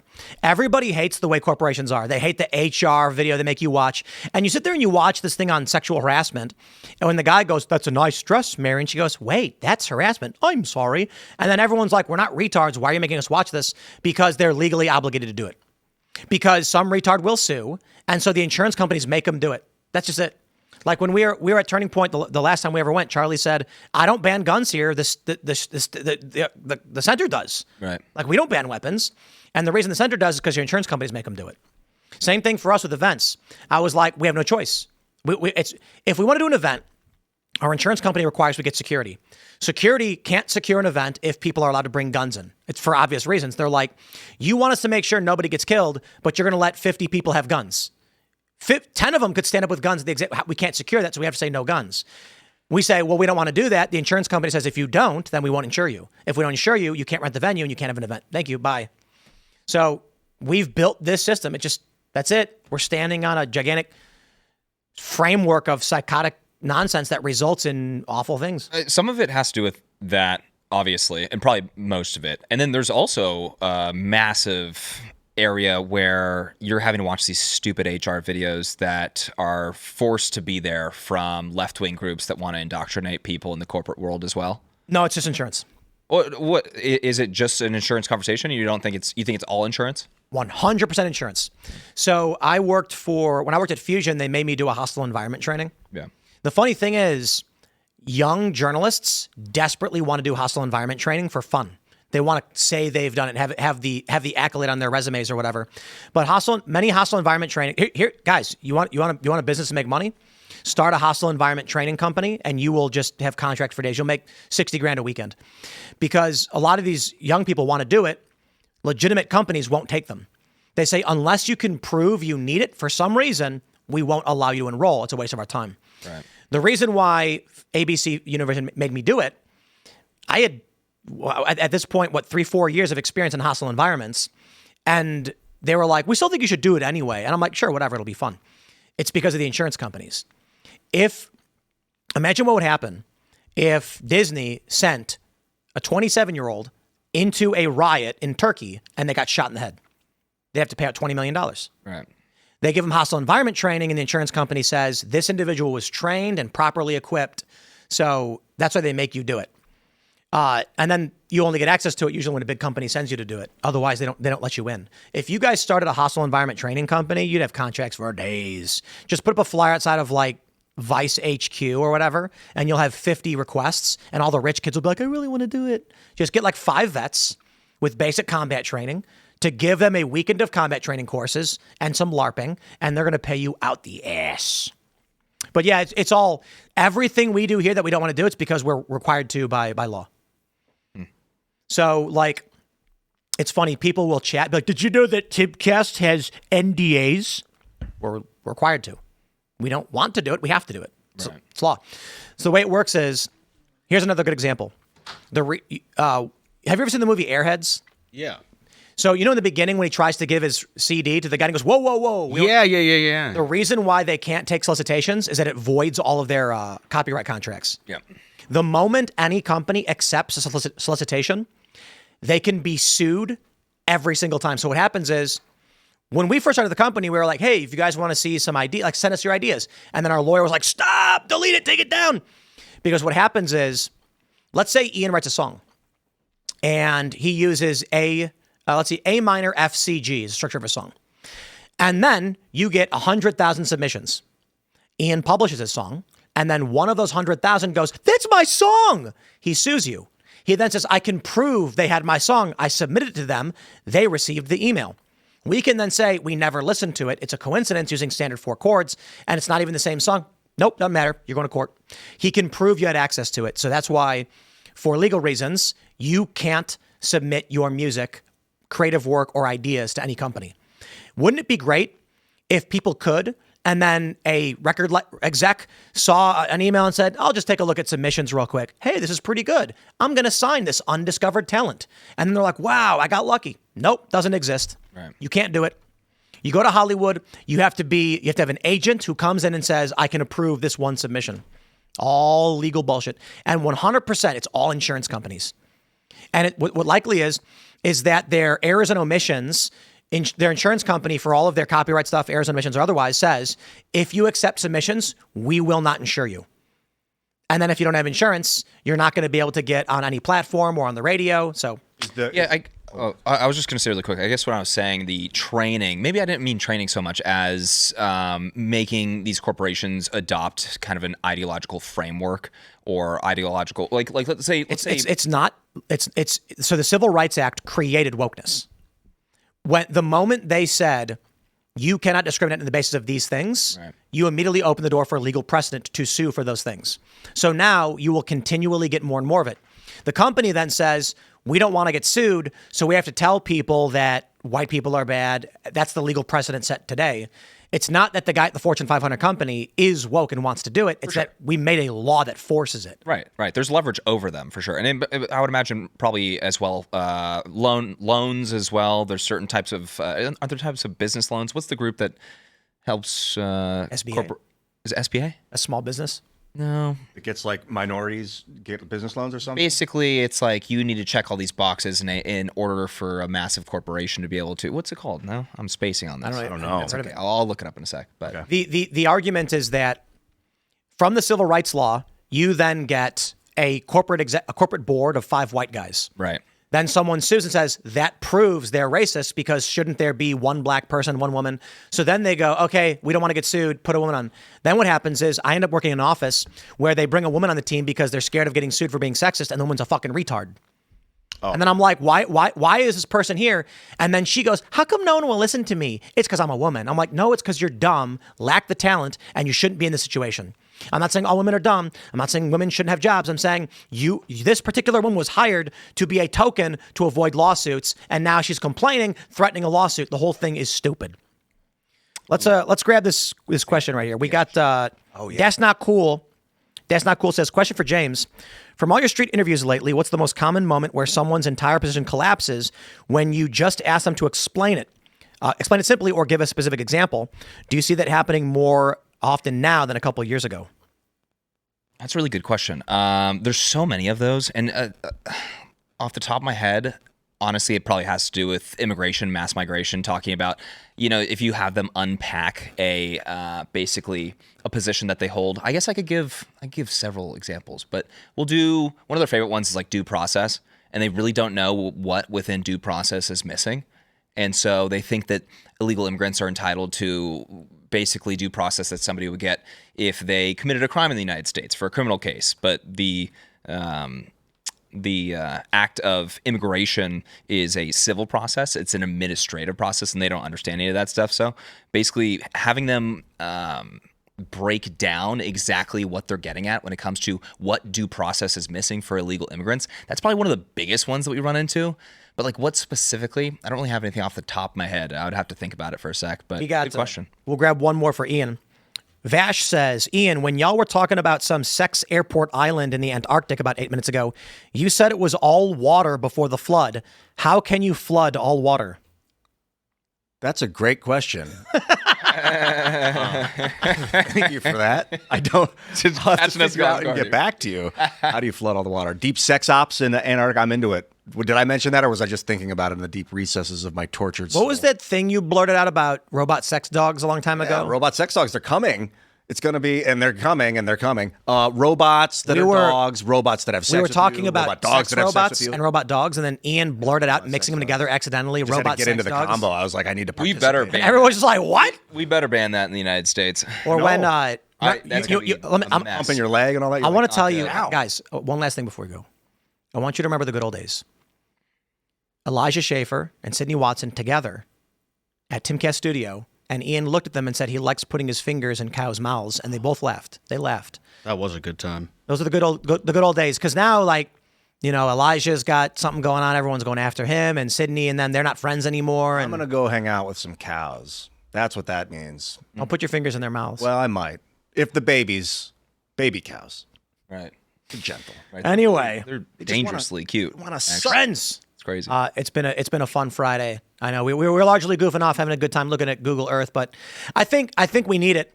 I think people are burned out on the same stories over and over again. It's a slow news day, and it's slow because everyone's tired. You've got like the Iran stuff, you got the SPLC stuff, and we talked a bit about it. But I'm sitting here like this morning. I did a live stream because I'm just like, dude, I am not going to make the 5th segment about people fleeing New York City. Like, we keep getting more and more. I get it. Something happened. I'm not going to say the same thing again. I'd rather make a video where I just fingerboard or something. So we're going to have some fun on these Fridays. Smash that like button, share the show, all the good stuff. You can find me on X and Instagram at Timcast. James, you want to shout anything out? Yeah, you guys make sure to follow my YouTube channel. Subscribe over there. YouTube.com/James Klug. You can find me, James Klug, everywhere else. KLUG. Tim, really appreciate you having me on, man. Absolutely. Always a pleasure. Mr. Klug in the house. Bro, at Ian Crossland. You find me on the internet at Ian Crossland. Go to graphene.movie and get ready for that. Sign up. Get your email in there for the newsletter for that. And I think that's all I got to report today. But Tate Brown. That's right. You can follow me on X and Instagram at Real Tate Brown. Thank you for Kluging it up for us. I'm a big, long-time subscriber. I love the great James Klug, so always awesome to be on with them. Carter. I think I'm also a Klug head now. Yeah. Let's Popularized by Tate. Thanks for coming, James. You can follow me at Carter Banks on X and at Carter Banks Official everywhere else. Follow our record label at Trash House Records on YouTube. Tim. We'll see you guys with clips throughout the weekend, and we're back on Monday. Thanks for hanging out.